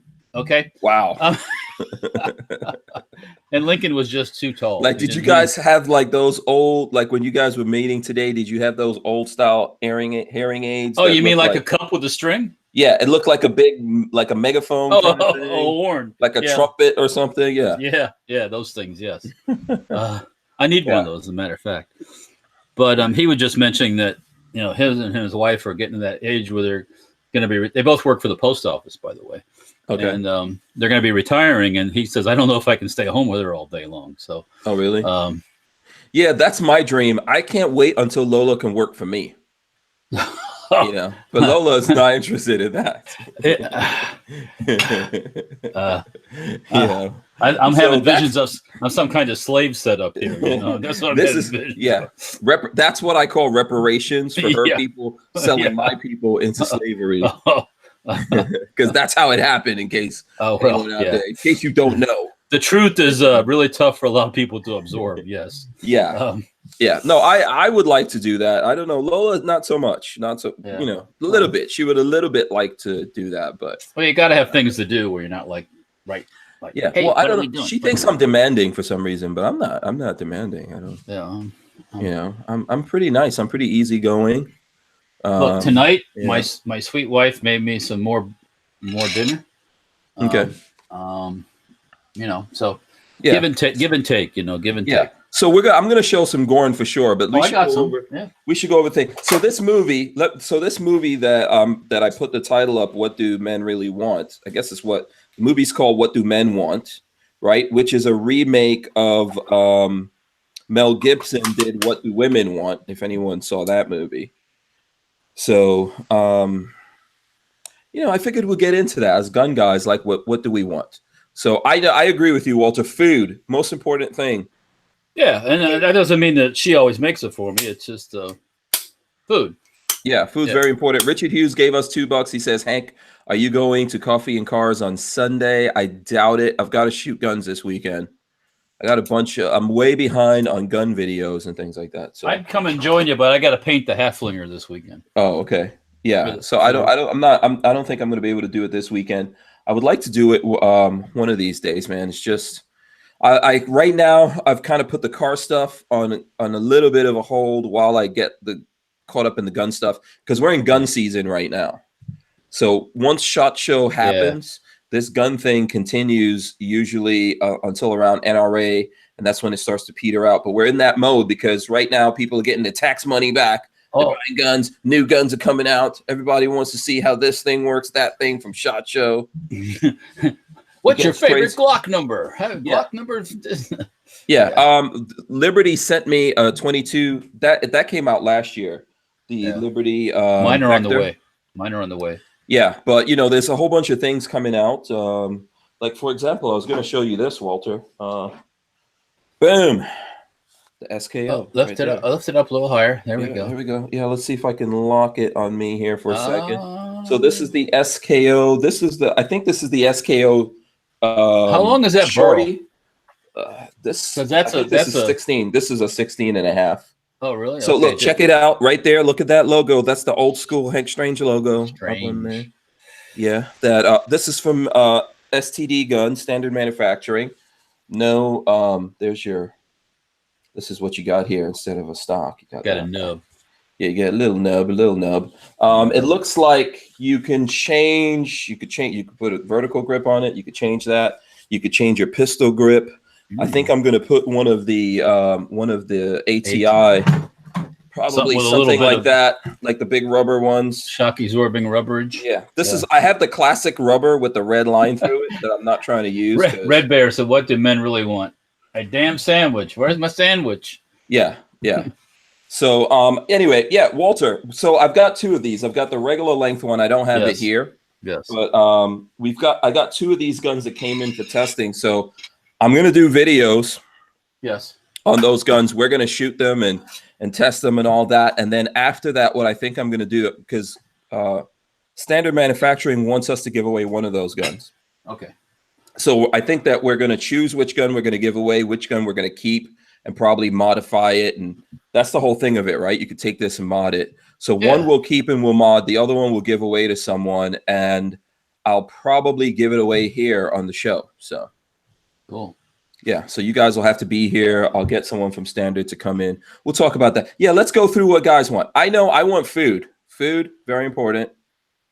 Clothing, I need clothing. So, but I'm not a big clothing guy, to be honest with you. I'm a jeans and t-shirt kind of guy. I don't know about you. You can waste a lot of money on I don't name brand clothing, that is. Yeah. I never actually spent a lot of money on clothing. So I always spent most of my money on tech, right? I always liked tech. I've always been like that, always into tech. Spent money on cars, very important, very important. And guns. That's basically where most of my money goes. And haircuts. Yeah, you got to go every Wednesday. Yeah, I got to go get my haircut on a regular basis. But what do you, Kathleen Music Lover wants to know, what's my favorite meal? Steak. A nice, fatty, juicy steak is what I like. Yeah, charred nice. The fat's kind of charred, really nice. Yeah, well done. Yeah, well done. Some really, really good prime rib. Yeah, I know people don't like the idea of well done. I'm not talking about burnt. It's hard to do. I'm not into clothing. Why is Lola questioning that? I'm not into clothing. So yeah, I mean it's possible to cook a well done steak, but it takes some. At first, it takes a good cut of meat, and secondly, it takes a little skill. So Yes, I do agree with that. I do agree. And but a steak for me has to have fat. It has to be juicy. Well, good marbling will help in that quest to get that well done steak still edible. Yes. Yeah. Lola likes to like get rid of the fat, and that makes me mad. I want all the fat. I want that fat to be cooked and just yeah. Very, very, very important. Yeah, and then of course you're not going to do the prime rib thing because it's like red and all, but that's like candy. Good prime rib. Yeah. Oh, okay. Dip it in that horseradish sauce and. Yeah. You like the horseradish, I noticed. I like a little, it's I don't do a lot of spicy stuff, but I like horseradish sauce. I don't know why. Yeah. So sex is important as a guy. The canine coach says sex and silence. Is one before the other or what? I mean, I don't know. Or silent sex, or he's gonna have to tell us about that. Yeah, well, see, I know from when you're married and you have children, you got to keep it down, otherwise it gets a little embarrassing. So that's one of the reasons I can't wait to get my sons out of the house. Kick them. Yeah. Well, you got one going already, so. Most of the time he could be back though once he gets out of school. Yeah, he can come home whenever he wants to. So, but I have one that's there still, and I think we've got to figure out a way to send him off to college. Or something. Yeah. So let's see. I answered the question. Flopping Garbage said a jet plane. If money was no object, and somebody to maintain it and fly it, sure. Yeah. I don't know the things like boats and planes and stuff like that. They're black holes, man. And I don't. They just the money just gets sucked into them. Yeah. Those aren't things that I wouldn't mind like a all-purpose vehicle. In other words, something that could fly, go underwater, on top of the water. Okay, James Bond in the air, and drive over land. That would be awesome. But I mean, still waiting for that. That's going to probably take a lot of money to develop. But I like cars, man. I know you like cars too, right? Yeah, I like cars. I mean, I don't have a lot. I have a Fiat, a Barth, and things like that. But I don't have. Yeah, but you've got vehicles, like you got. Military vehicles and stuff. Yeah, that's so. Yeah. Yeah, I do like this. If I had a garage at my house, I'd be tempted to get me a 308 Ferrari, but I'm not leaving it sit outside. I'm not leaving it sit outside. That's against the law. Yeah, you need to. I think you need to put a garage over there, and I can afford that. That wouldn't be hard at all to afford because they're pretty affordable. But yeah, now the maintenance is not. But that's the thing. Yeah, that's the thing with that. I can do the maintenance. I can do the work on it. That's not a problem. But okay, you think you can do the stuff on the Ferrari? Okay, oh, yeah, no problem. Yeah, but so the 308 is an older Ferrari, right? Yeah, that's a Magnum PI car. Yeah, I like the way that those older cars look. I don't like the technology. I like how there's companies out there nowadays, like Singer does it for Porsche, right? You know what I'm talking about? Like there's a company called Singer, and they'll get an old like 70s Porsche or something. And it still looks like the nice 70s Porsche on the outside, but then they do just little tweaks in there to give you the nice creature comfort. Okay. Make better sound for the because music. Well, that's easy to do. Sound stuff is easy. No, but they do. You should look that up. It's against the law to take an air-cooled Porsche and change the engine. Okay? No, look up Hold on a second. Let me see if I can find it right now. You should look up Singer Porsche because what they do with Porsches, and there's other companies that do that with different cars. Like Singer. Yeah, you can get that for there's old Jaguars and things like that that people. Basically, it's resto mod. Have you ever seen like the resto mod kind of thing? Well, they just update all the electronics and stuff. Yeah, they do more than that. I mean, they really hook it up the way. Here, I'll throw this link up, and you can check that out if you want to. Just take a look at that. But those are cool, and there's lots of there's different companies that do that. So you get that old school look, but with new school technology in there. Like you can plug in your phone to charge, and they make it faster. They put a better engine that's more reliable, and the air conditioning actually works. Okay. I mean, you don't want to get a Ferrari, man, and be always working on that thing. No, but there is something to being vintage. You know what I'm saying? Yeah. See, you believe in vintage. I don't. Well, Actually, someone was. I don't know how true this is, so I'm not going to put any names out there yet. But I am thinking about the possibility. Lola has already said no, but someone wanted to sell me a Challenger, I think it's a early 70s or late 60s Challenger body. And I was like, oh, this would be awesome, man. We can make that into a 4x4, jack it up. We could put a real big motor in there. Okay. We can make it like an apocalyptic vehicle. Who's doing this? You. I'm doing this. I'm doing the part of getting the vehicle. I'm trying to make a living, Jackson. What you talking about, Willis? Richard Hughes says yes, singer. So Richard knows what I'm talking about. Yeah. They make good stuff, right? Oh yeah. I mean, you've seen where they take the I forget which model of Alfa Romeo it is, but there's a company, I don't know if it's Singer, where they take that old school Alfa Romeo and they make it really badass. Yeah, there's people that do that with lots of different vehicles. I've seen it done with Jaguar, and some other things out there. So, Ferraris maintain their. I'm not sure if there's anyone doing that with a Ferrari, because honestly, you can get a Ferrari that's in really bad shape and it still has a lot of value. Lola's thanking me. You see that in the chat? Thank you, Walter. Just say no to his crazy ideas. Walter, if I can get that thing, we are doing it. We're making an apocalyptic.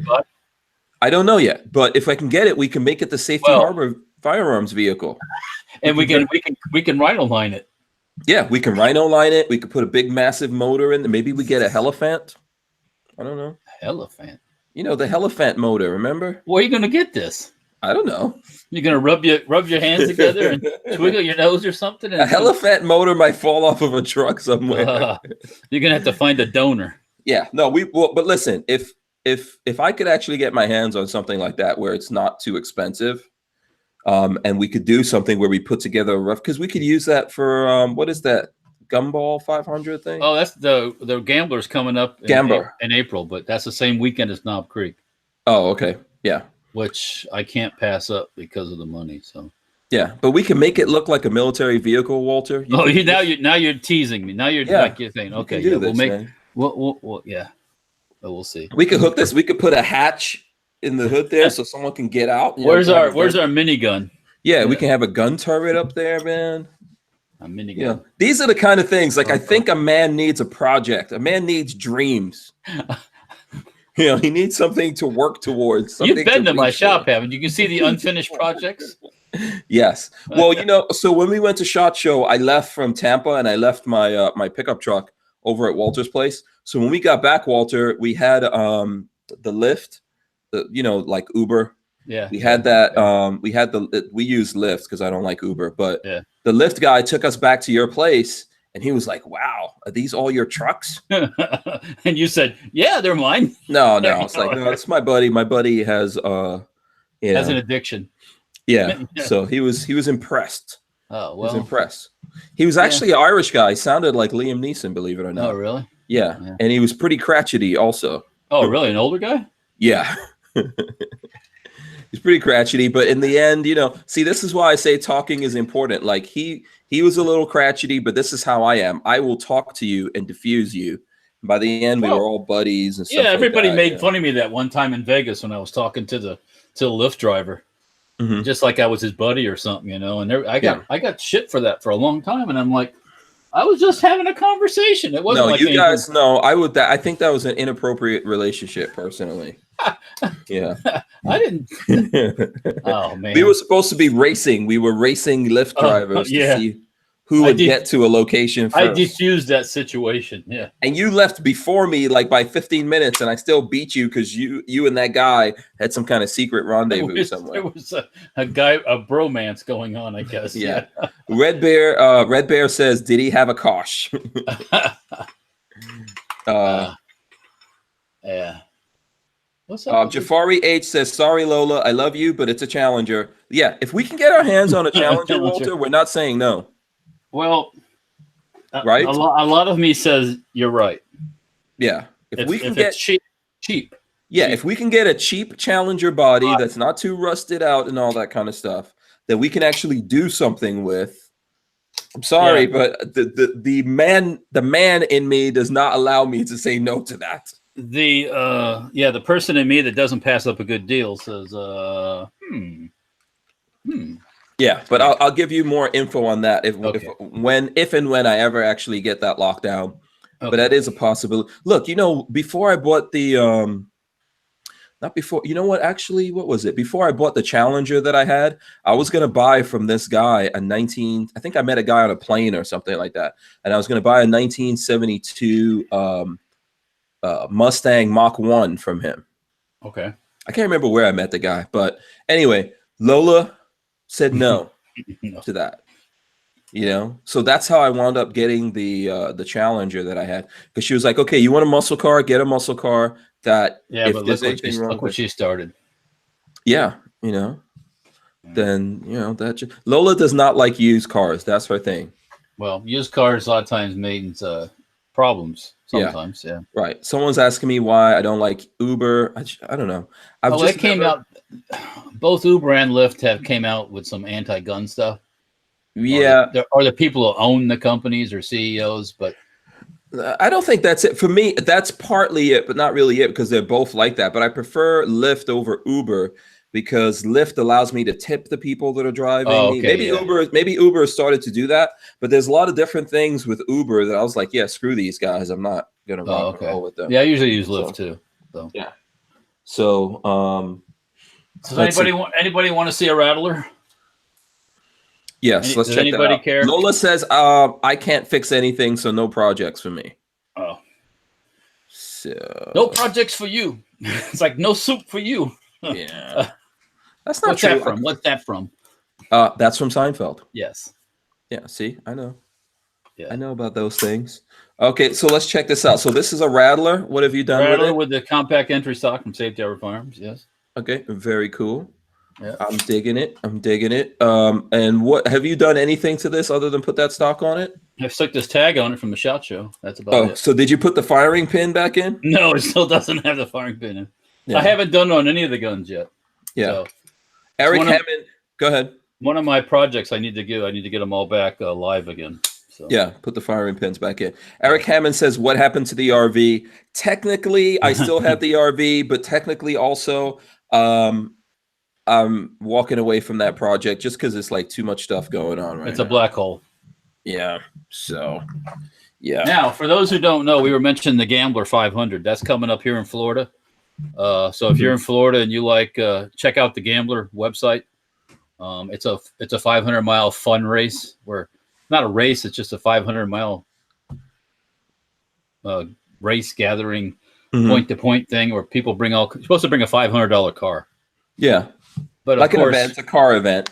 Yeah. So there's all kinds of stuff that'll show up, and I would be there and doing it, but I have to go to the machine gun shoot in Kentucky. So yeah, I'm kind of sad about that because I really wanted to do it. So. But I think we should collaboratively build a project. I want to do that for the Stranger Palooza, the car channel, where we get something cheap and we build it up. Maybe people out there that have the skills help me out, right?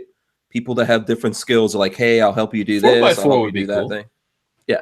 I would like to take a car that's not a 4x4 and made it with a 4x4.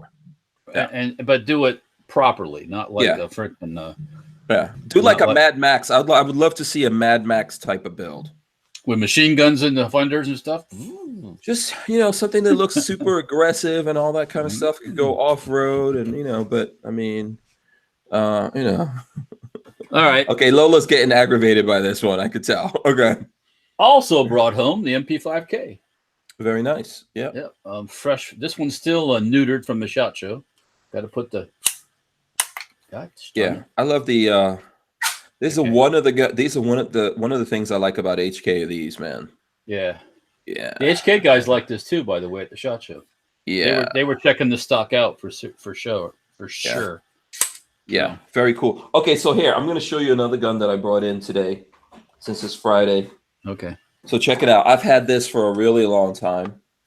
Oh, you guys probably know what this is. Here, I'll pop KSG. up. Yeah, check it out. That's my KSG. With the Salvo 12 adapter. Yeah. So this is the adapter, so I could put a suppressor on it. It's got some diamond head sights up on it. Probably one of my favorite guns. One of my favorite bullpups as well. Yeah. I've got a bunch of bullpups, but I like this. I like the new one that they're coming out with. That's super light. Single shot? Yeah, I do too. Yeah. Actually. So, you know, I'm going to try to get one of those as soon as I can. I mean, I used to be able to deal with the Caltech guys. They're not super. Eric Hammond's got a 72 Scout. Where you live, Eric? Ooh, 72 Scout. Where do you live, Eric? Yeah. Are you in California? He says, I'll sell it cheap. He says he needs a 72 Scout. Where do you live and how rusty is it? Yeah. Because I like the Scout, actually. Yeah, hit me up or send me pictures of it at hankstrange@gmail.com. Yeah. I'll take a look at it. Yeah, everybody's asking, what shape's the body in? Well, that friend that I mentioned from second grade, he used to drive a Scout. Oh, really? So those Scouts are good. Those cool. Did you see the Scout that I saw at SEMA show last year? Remember there was a I can't remember the name of the company, but it had like that orangish kind of what you call like a Dr. Pepper kind of color. Okay, like a maroonish brown. Yeah. Yeah. It's really bad and no title. Okay. Oh. Okay. Texas. Yeah, that's a long way for a. Yeah.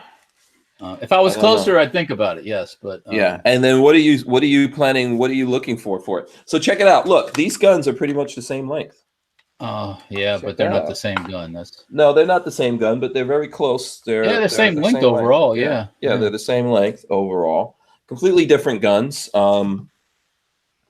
You know, if you were to ask me right now, I would say the KSG looks better to me. But and I also holds more rounds too. Yeah. I haven't had a chance to shoot this yet. And then I really want to see what can we do. Like I don't know if we should keep this one or the one Now that's an automatic, right? Or is it pump? This is semi-automatic, yes. Okay. Yeah. So there's a magazine for it that goes in here. Okay. And then I saw at SHOT Show they had like this a prototype magazine, I think like a 50 round. 50 so I'm saying, Walter, we can do some stuff to one of these, man. We can modify the living crap out of one of these, you know, once we see how it runs and all that stuff. So yeah. Scout 2. Yes, I remember the Scout 2. Yeah. I think this probably needs to be chopped down to like here. Yeah, as long as I was talking to you about that, asking them if they know how short how short you can go with the barrel. The trigger looks like, I'm going to go in there. I have to go in there. The trigger looks like an AR trigger. It definitely has AR style controls right there. Since Larry's asking if you have a Tavor, Hank. Tavor, yes, I do.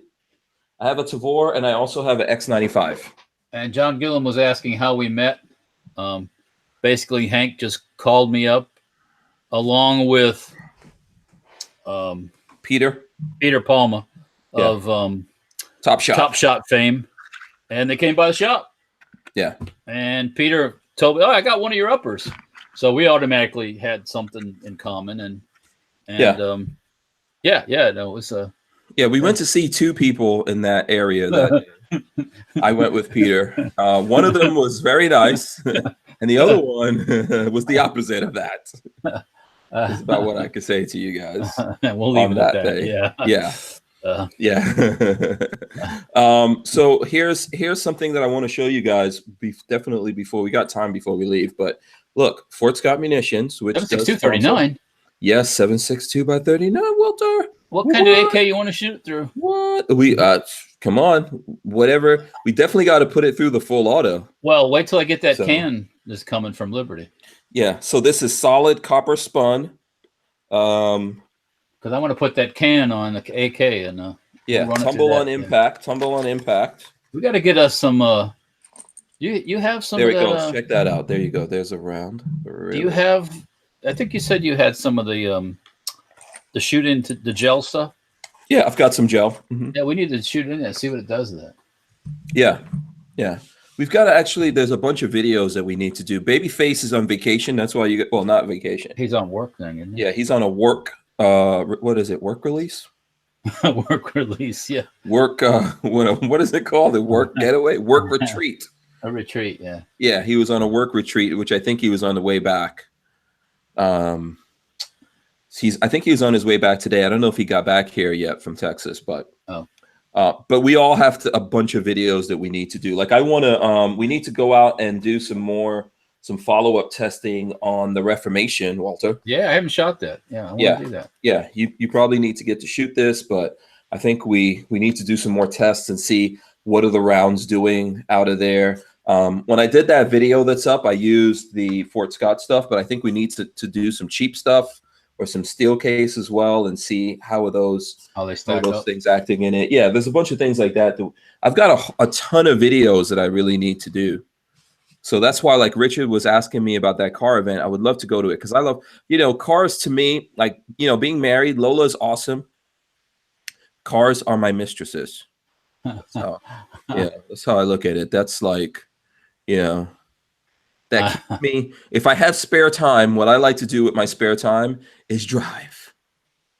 I'm not. I don't super enjoy. I don't mind washing my own car. I'm not really into wrenching on a car, but I love driving.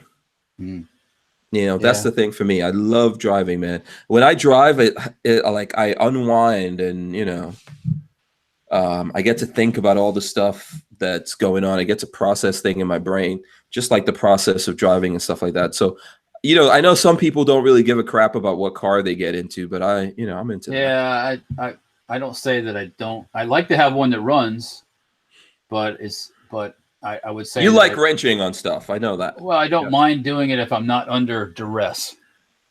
Yeah, you and Will are wrenchers, though. I've seen you guys wrenching on things. If it's something like for example, Spencer's car has had a leaking power steering rack, and the power steering rack that these Chevy designers came up with is tucked underneath on top of the engine cradle.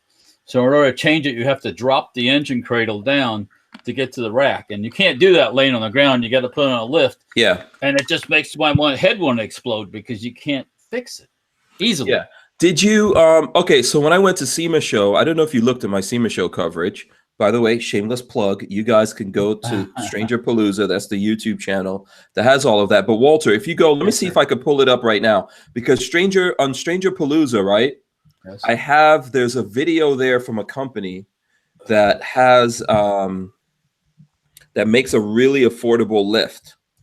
Let me see. I'm gonna try to see if I could pull that up right now. And I saw it at the show. Let me see.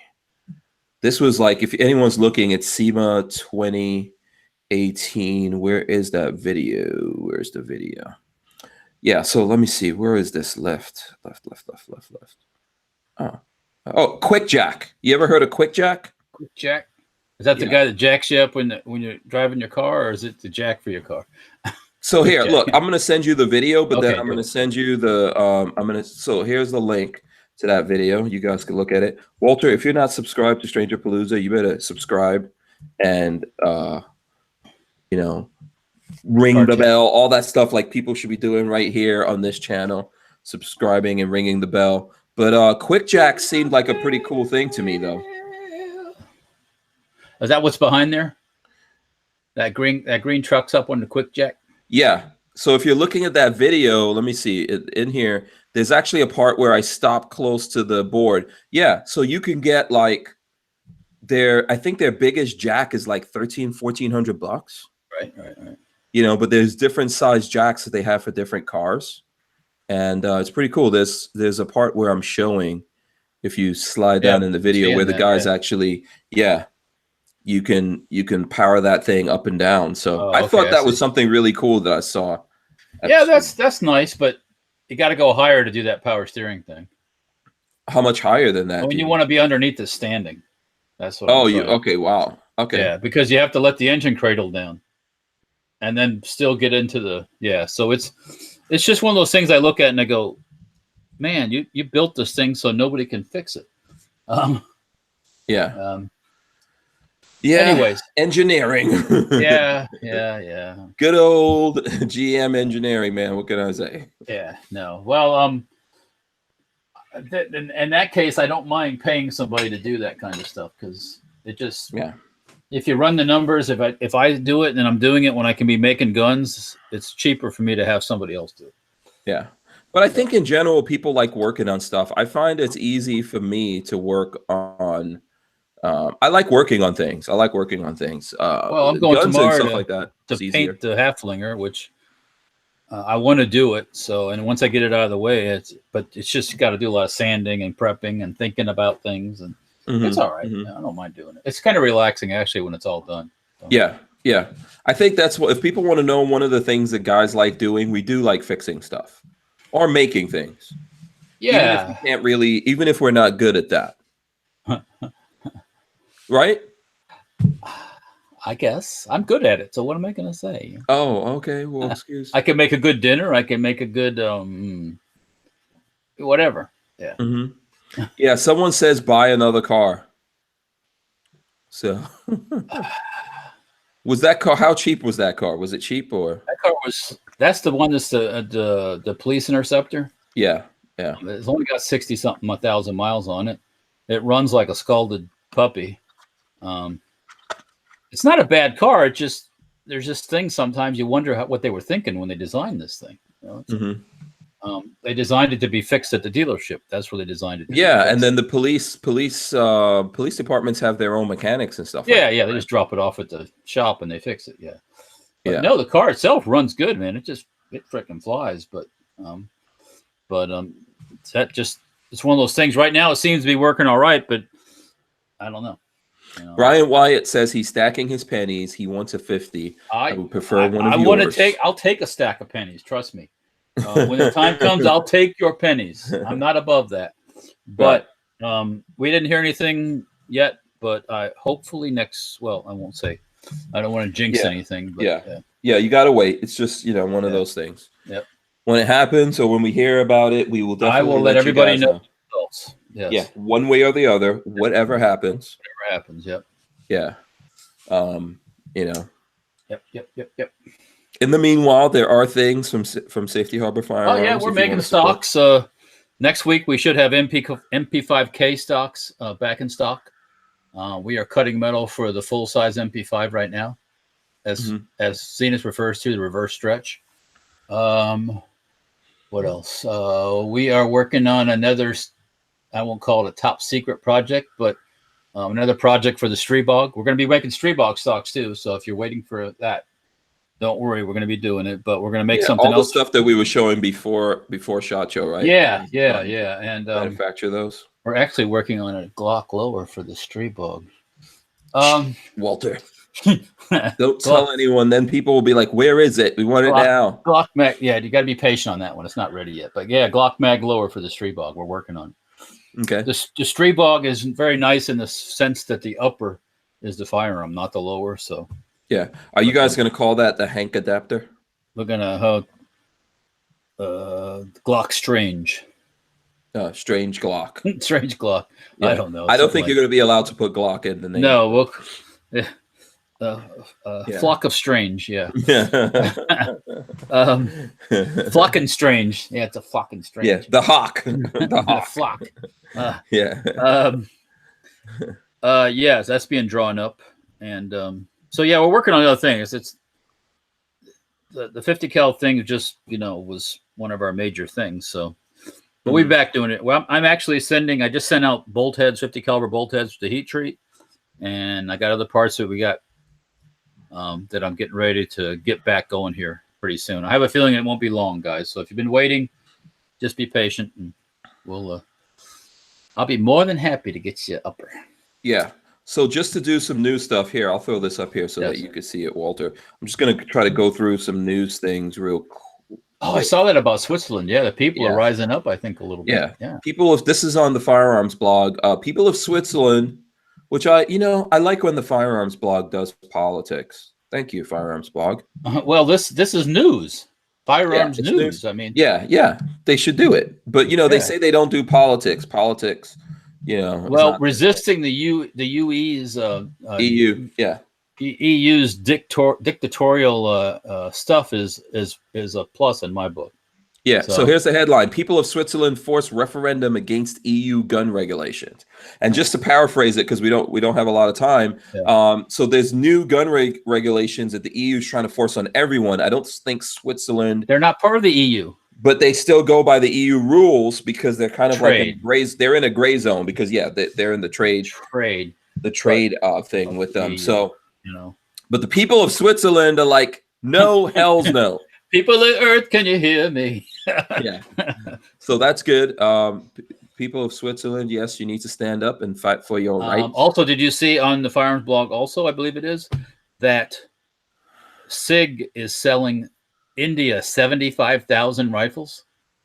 Yeah, I think I saw something like that. SIG is moving in on the Indians too. Getting that Indian money. Yeah, but the Indians, this is what's going on in India. I've been following it kind of. Their homegrown rifle, which is a mixture of an FAL and an AK, has always been problematic. Mm-hmm. Some reason they just couldn't get it right. I don't know what it is. So they've been looking for new guns and trying different things, but I didn't know they were trying out the Swiss. The SIG. So yeah, SIG pulled a big one there, man. They're looking at other.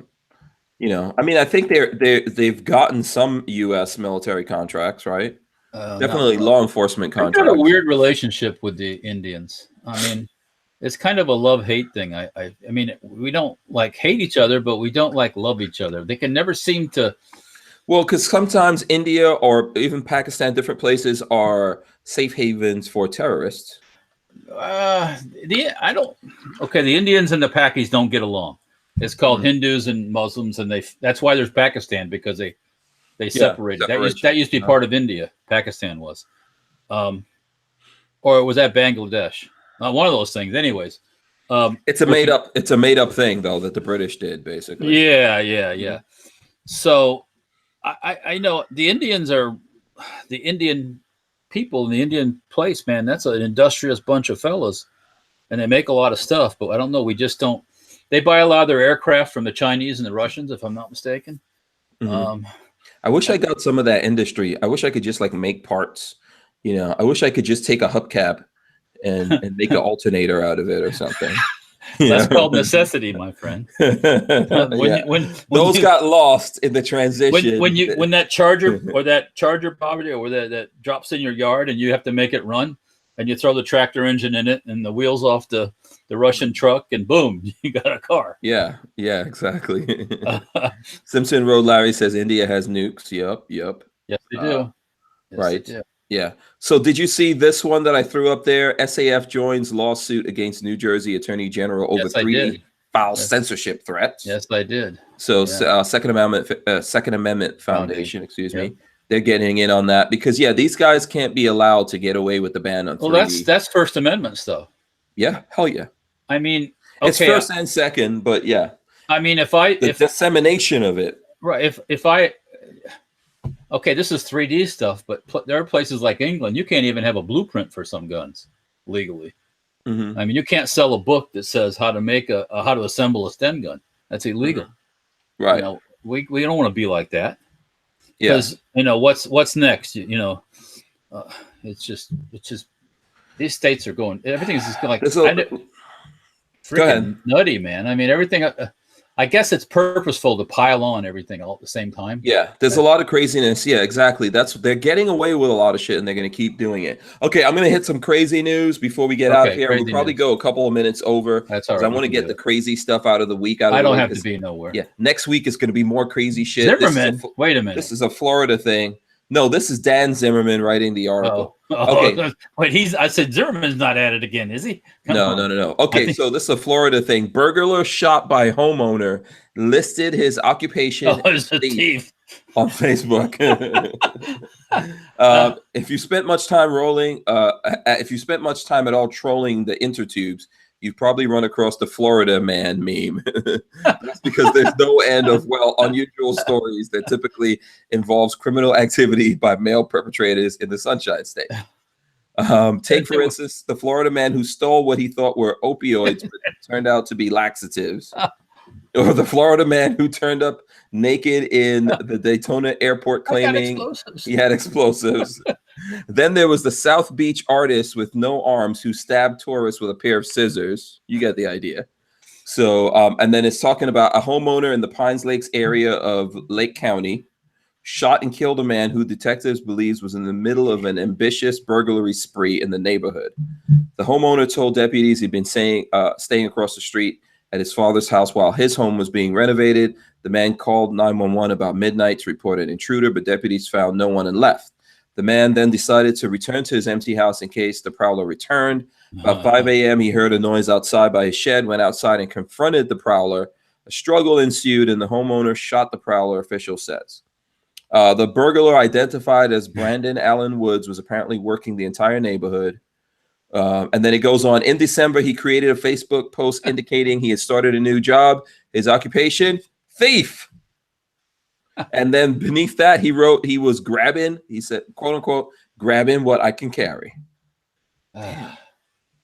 Just putting it out on the interwebs. What did we do before Facebook and this stuff? I mean, yeah.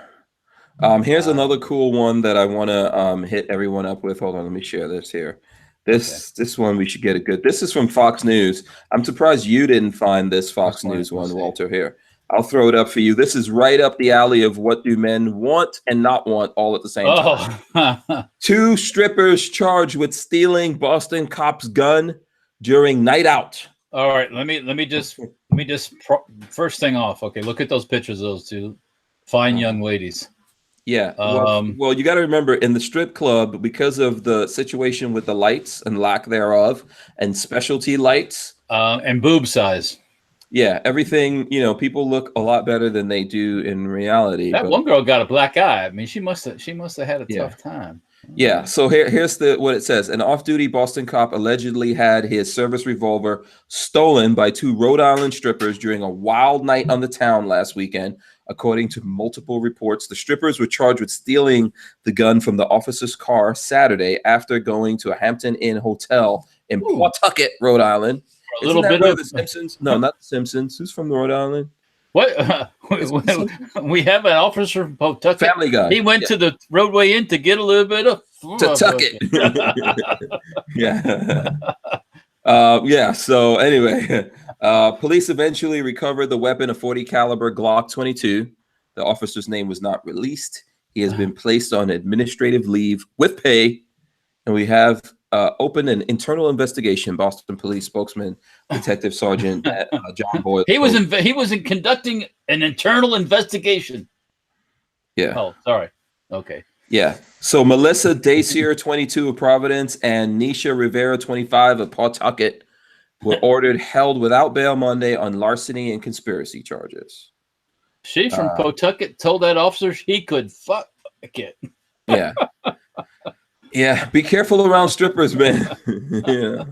Lucky he didn't get drugged and robbed too. They have a tendency to do that. Who knows? Well, he probably, he better go get some shots. I hope he was repping that rascal, man. Yeah.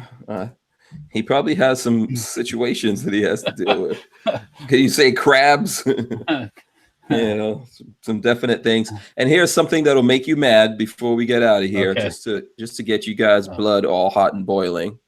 Illinois may make gun owners show their social media accounts to police to get a gun license. That is 100% unconstitutional. Yeah, an Illinois state legislator has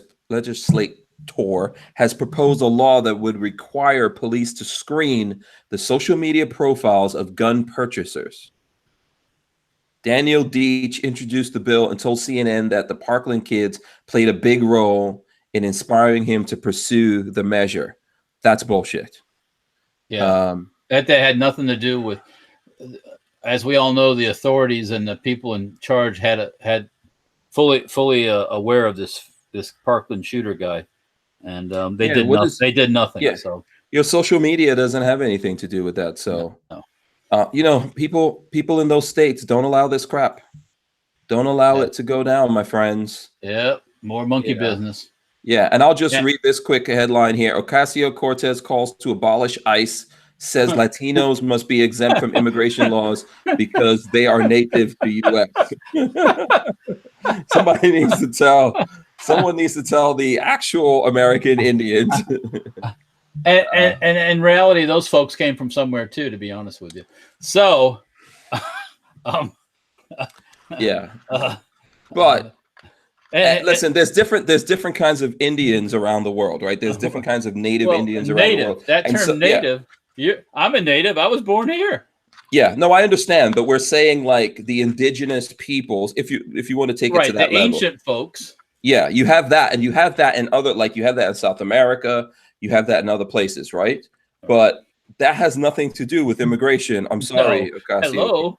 Hello. Hello. Because you're Latino, there's people. Well, I don't know if people from Spain consider themselves to be Latino. No, they don't. They consider themselves to be European. A white Spaniard does not consider himself to be Hispanic. I know. I know white people from Panama, for example, that don't consider themselves to be Latino. White people from Cuba don't consider themselves to be Hispanic. Yeah. So either way, does not matter. They are not American citizens. Right. I don't care where you're from. Yeah.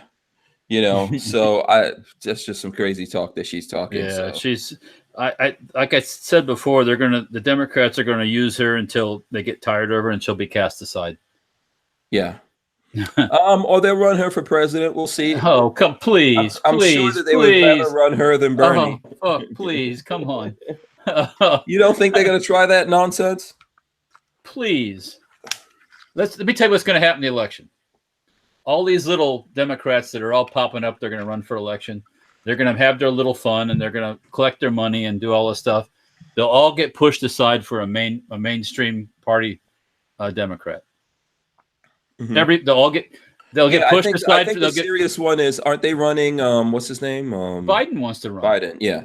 He's old school. They're all those monkey screaming, hollering. I want to be president, folks, in the Democratic Party will all run their course and they'll push him aside. Do you think they will let Biden do that? I mean, it's not a let Biden do it. Well, as long as Hillary's breathing, they owe it to her, man. Oh, Hillary has a lockdown on. You don't think Hillary's going to try to run again? No. Really? Okay. No. I mean, I would like to see what the odds are on that. Now, that might be a good one where the Democrats eat each other alive like they're doing in Virginia. Yeah. Well, that's why they don't want anyone running independent, right? Because the guy from the Starbucks former CEO or something. Yeah. Well, there's a lot of the real radical Dems don't like the old school Democrats either, because their boy was Bernie before. Bernie got the shaft. But I think Bernie was playing the game. I don't think he got the shaft. I think he wants to come back, though. He got paid off. But I think Bernie wants to come back. Speaking of Shaft, do you know they're going to do a Shaft 2 movie? God. All right. Yeah, so, but they seem to be pro-gun in this movie. I was looking at a trailer for it. So who is Shaft? Shaft is Samuel Jackson. He's not pro-gun, though. And it has Samuel Jackson and Richard Roundtree, I want to say. Samuel Jackson. Yeah. So I don't know whether or not Samuel Jackson's pro-gun or not. Someone out there knows better than me. Jackson. I'm trying to but if you look at the commercial, the trailer for it, it looks like they're pretty. Seems like they're pro-gun. There's some things in there where they say like, "Oh, I'd rather bring a gun than a knife and stuff like that." Like why beat someone up if you got a gun? Yeah, well, that don't make much sense. Yeah. So listen, we'll see what happens. I think it's going to be a free for all on the Democratic side. Oh yeah, they're gonna go into eat each other up mode. Yeah. And there'll be so many people in blackface is going to make your head spin. Blackface is the new coming out. Yeah, but everyone's getting crazy with that now. I saw that they're what is it? Gucci? Well, and Mike, I'll let you. One little thing, part of this whole thing with all these Democratic type people and liberals coming out with their blackface pictures is to downplay it. Mm-hmm. Mark my words. Yeah, they're trying to make it now. What's wrong with that? Everybody did that then. Come on. Yeah, right? Yeah. I saw they came out with that chick from The View. Yeah. Joy Behar. Yeah, and I might say something that everybody doesn't like, but some people did that and they didn't do it. It wasn't racially motivated, as in like they were trying to make a statement or something. Mm-hmm. Okay, like she was supposed to be doing a Halloween thing. She said. Right. I don't know that's for true or not. I don't know if it. So I'm not defending her. But look, I think we're getting really crazy about it. That's why I think at some point we have to have a moratorium. Everyone comes out because at some point here, this is going to switch over to a white person who gets a tan is wearing blackface. Well, there's blackface, and then So did you see the thing about Mary Poppins? No. In the movie Mary Poppins, the old one with Dick Van Dyke and all that, he's a chimney sweep, right? Oh yeah, So- where he got they soot get all over his dirty, face. right? So Yeah. she was dirty, and so that's racial. Ain't got nothing to do with no fucking racial stuff. You're watching Mary Poppins. Chimney sweeps was a thing in England. I mean, people. Mary Poppins about it's not Yeah, about. I know that, but did you see there was a thing from Gucci? There was this Gucci dress that had like a big neck that came up to your mouth. So the mouth, so it came up to like here, like this, right? What happened? And it had a mouth cut out, and then the mouth had a red thing around it, and people got really upset about that because they were like, "Oh, this is a blackface dress." Well, then everything will be blackface, right? Yeah, I think they're stretching it. Then I saw something that I think Nike put out a shoe that's a sneaker that's all white, and they're like, "How dare you put out an all white sneaker in February because it's Black History Month?" That is batshit crazy. Because I mean, lots of people, including black people, wear all white sneakers. When I was a kid, Nike that's all white I bought. sneakers. Yeah. When I was a kid, I just bought sneakers that were all white because it was, you look fresh. You look fresh and clean. I had a pair of white Nikes when Nike had like the black symbol on the side. Yeah, they were high top. All of this stuff is so crazy. So now, if we look at Jordans for a long time were black with red. So is that blackface on the Jordans? Are those gang colors what they are? We're getting a little crazy. Yeah, it's getting silly. We need to call a moratorium. Everybody out there, confess what you did. Everybody out there, grow a set. Yeah. All right. Let's forgive everyone who got a tan because they wanted to look better looking with a tan. I saw the picture of Joy Behar. She doesn't look black. Well, she had makeup on to make her skin look darker. Like but I mean, it wasn't a blackface thing. I don't know. Not the traditional thing where like white lips and all this stuff. And then people are saying, like, I saw people bringing up, there's multiple black people that have gone whiteface. Well, yeah. So that's funny. That's funny though, right? Yeah, the Wayans brothers have done it. I saw someone brought that up on social media. So Eddie Murphy did it. He dressed up like an old Jewish guy. Right. So that's funny though, right? Listen, here's what I think. It's hypersensitivity. We're all hypersensitive. Blackface goes back to a time when black people were not on TV. Right. So white people were representing black people on TV and films and stuff like that. Right. And they were they put on blackface. Not and then, represented black people in a very negative way. Right. And it was insulting and it was terrible. And it was a thing and it happened. And we're belittling that thing by getting batshit crazy about everything else that's out there. So I'm not saying that it's cool that people dressed up as a black Michael Jackson or whatever. I'm just trying to tell you that this is how we throw away history and we don't actually learn from it. And also, some of these people are blaming that on now. Trying to use that as an excuse for things happening now. Yeah, I think there's a set of rules that apply now that obviously we're more sensitive and we think about things. So yes, if someone went out and did that now, it's obviously worse than when someone did it before. And I'm not saying like when someone did that before, it could come from a very racist or prejudiced point of view of them doing that before. So no one's excusing that thing at all. Obviously, there's lots of people that have these kinds of problems, but where we get lost, we get caught up, our brains lock into certain things, and then that's all we see. And we can't move on from it. So. Certain, yes, I don't think everybody does, but listen. No one. I don't look at tennis shoes and see blackface. Sorry. Well, okay. What about Robert Downey Jr.? Downey Jr. clearly put on blackface. Like when was What was that for though? What was he doing? Or was it just? What was the crap? I forgot the name of the movie. Somebody out there knows the movie. It was the movie where they were in the jungle. It was like a Vietnam era kind of thing, and they were actors in a movie. And Robert Downey Jr. wanted to play a black guy, so he was playing this black character and everything. And when he did that, there were problems with that that people had, right? But then there were some people that forgave him because it's Robert Downey Jr. and all that kind of stuff, and it's funny, and that whole thing is going to get complicated if everyone keeps parsing it. Once again, it also goes into this hypersensitivity thing too, where you're looking for everything to be, Yeah, Tropic Thunder. Jafari H says it's Tropic Thunder. So, I mean, I've seen that movie many times. It's funny. There's a whole bunch of stuff going on in there. I'm not mad at Robert Downey Jr. over it. There's a lot of different things that go on in this world back and forward. And I'm not saying that people should be like this. It's clearly the governor of Virginia being in blackface next to someone dressed up like Ku Klux Klan. Right. Clear.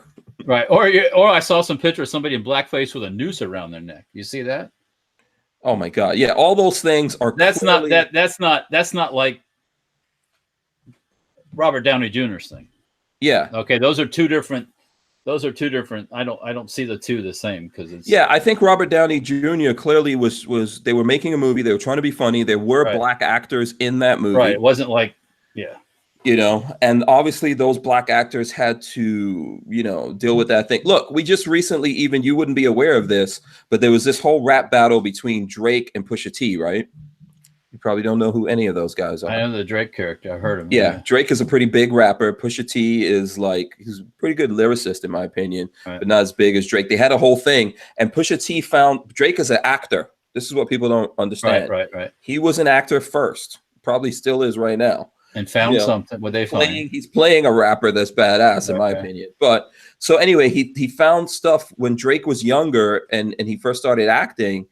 Him and a friend did something where Drake had on blackface. So he's a black guy, but fair skin. You know, he's mixed or whatever. And he had on blackface with like the red makeup that went around the mouth and all that kind of stuff to go back to like the whole Sambo kind of image. And that was. You know, everyone was like, what was this about? And then even Drake said, oh, that was an experimental thing that he was doing when he was younger to try to bring light to something that happened. It was like part of some kind of project that he was doing. Because believe it or not, there's racism. Like black people are racist and they're racist to each other. Yes, they are. And black people see a difference between a dark-skinned black person and a light-skinned black. And all this kind of stuff. So look, these are all things that I think if to go back to what we were talking about with Rob, we better learn how to talk about this shit. Well, we just did, didn't we? Yeah, that's what I'm saying. I think more people need to talk about it. Right. And I mean, we don't see eye to eye on everything. No, we don't. I think this whole thing right now could also be, it gets to be start of a diversion away from other things really going on. Yeah. That are we'll say more important to everyone. Yeah. To absolutely. the country. You know, I mean, and that has to happen in the news cycle. You get caught up in these things. In the meantime, watch out. There's something brewing on the other side. So yeah, I say that we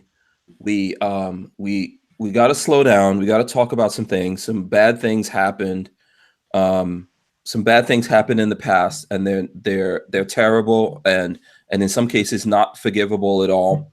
And there's things happening today, and then there's things happening for the sake of art and creativity and all that, you know, or experimentation to see what if some white person out there decided to dress up as a black person today to show the difference between how people treat you if you're black or if you're white or whatever. And then we're going to jump on them because we're like, how dare you dress or rich or poor. Yeah, I've seen it. There's white people who have dressed up as black to see what's the difference of how you get treated if you're a black person and all that. Should we go pull that footage back from that reporter or whoever it was and go, you were putting on blackface? Yeah. I think ultimately we need to like deal with shit. You have to look at what context that was done in. Yeah. I mean, I know that everybody doesn't agree with that but you know, what was it being done to be mean, or was it being done like maybe an experiment? Maybe it was an acting thing. Maybe it was, who knows? But also how important is it? How important is that in light of the things that we are dealing with right now? We've come a long way from 1930, 40, 50. Yeah, because you're 60. You're drumming. All you're doing is. It's like somebody nowadays blaming their situation on slavery 160 years ago. Mm-hmm. It ain't the same. Your problems now are not because of slavery 160 years ago. Your problems now are because of things going on here now.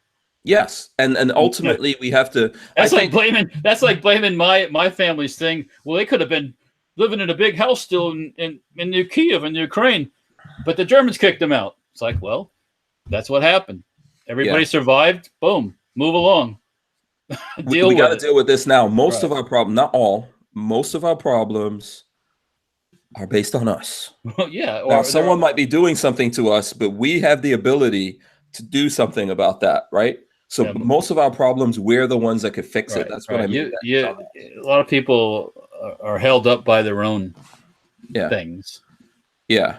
So I see Tyven is asking, what about Eddie Murphy? Yeah, we did speak about Eddie Murphy. Yeah. He's dressed up as a bunch of different people, you know. There's a lot of actors that have dressed up as a lot of different things. So yeah, there's a whole bunch of stuff going on here in the world. But is that really like something the world's gonna come to a screeching halt, you know, and everybody. What we need to think about is people's rights. That's what we need to think about. What rights do you have as a human being? And, you know, like what affects your freedom moving forward? You know, how people treat you now and moving forward. If someone is dealing with you based on your race and bringing you down because of your race, then that's happening now. Yeah, let's deal with that now and move forward. You know, and let's give everyone like equal rights. I think we talk a lot about the Second Amendment. That's a big part of why I'm doing this. The Second Amendment to me is a huge civil rights thing because people need to be able to defend themselves in those moments when someone else says, I don't like you because you're white. I don't like you because you're black, or you're Mexican, or you're Spanish, or you're gay, or something like that, or you're Chinese, or whatever. Yeah. We need people to be able to defend themselves and have the right to that. You know, and so these are the things that I think are more important. What color you are? What? Or if the government decides they don't like what color you are. Yeah, or what race, or what religion. And people kind of forget about the religion thing because that's all real cyclic, and cycles are turning around towards the old days, I think, in some places again. So yeah. So anyway, I mean, that's I don't want to go too far over here. Yeah. Okay. Yeah. We're already 20 minutes over that time. Yes, I know. What do you want the folks to know out there before we get out of here? It's the weekend.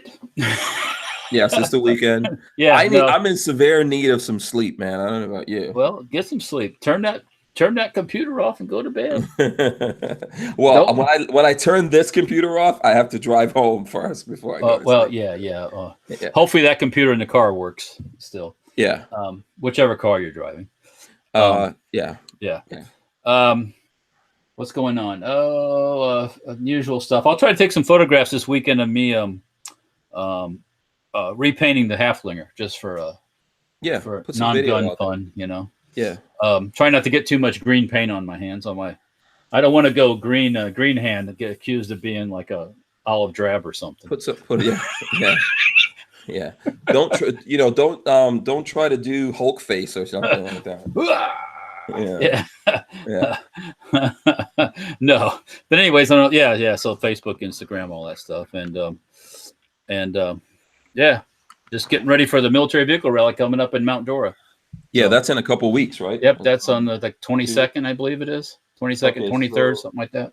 Yeah, this week, the week after next. Yeah, it's on the if you go to the First Florida chapter military vehicle, it's up there on their website. Plus Renegar's Flea Market, that's where it's located at. So they've got it up on their thing too.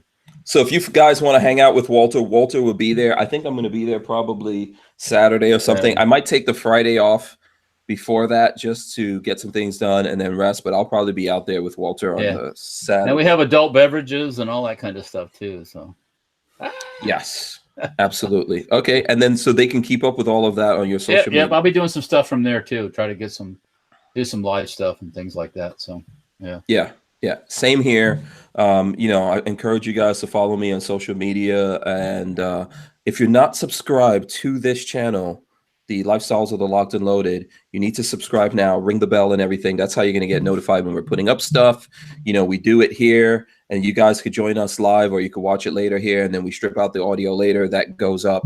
So, shout out to everyone who listens to it on the audio stuff. I don't know if you missed this yesterday, Walter, but we've got close to like 60,000 downloads. And you sent me those specs, but I'm a simple-minded. People in different countries. I see that. I'm a simple-minded guy. It didn't mean a whole lot to me. I'm looking at it and going. Well, I was just trying to show you that that's the audio. That's stuff I sent you is audio. Oh, that's just the audio. Okay. Yeah. So there's lots of people listening to this audio out there all over the world. Welcome, world. America. Yes, we appreciate you guys. Yeah, you can't see all my funny faces I do. Come watch the show live sometime and let us know. When you come in, let us know that, hey, I listen to this a lot on audio in my car and all that kind of stuff. And that will be cool. But, if you have time, if you can do that, if you're on vacation or something like that, come in and listen. Yes, you come and listen to the crazy Americans. Yeah. Don't do Yeah, that. and get a shout out. All right, I'm out of here. Do you have anything All right. else? No, I'm good, man. I'm good. Okay, that's it, guys. We're out of All here. right. We'll see you next week. Be safe. Peace.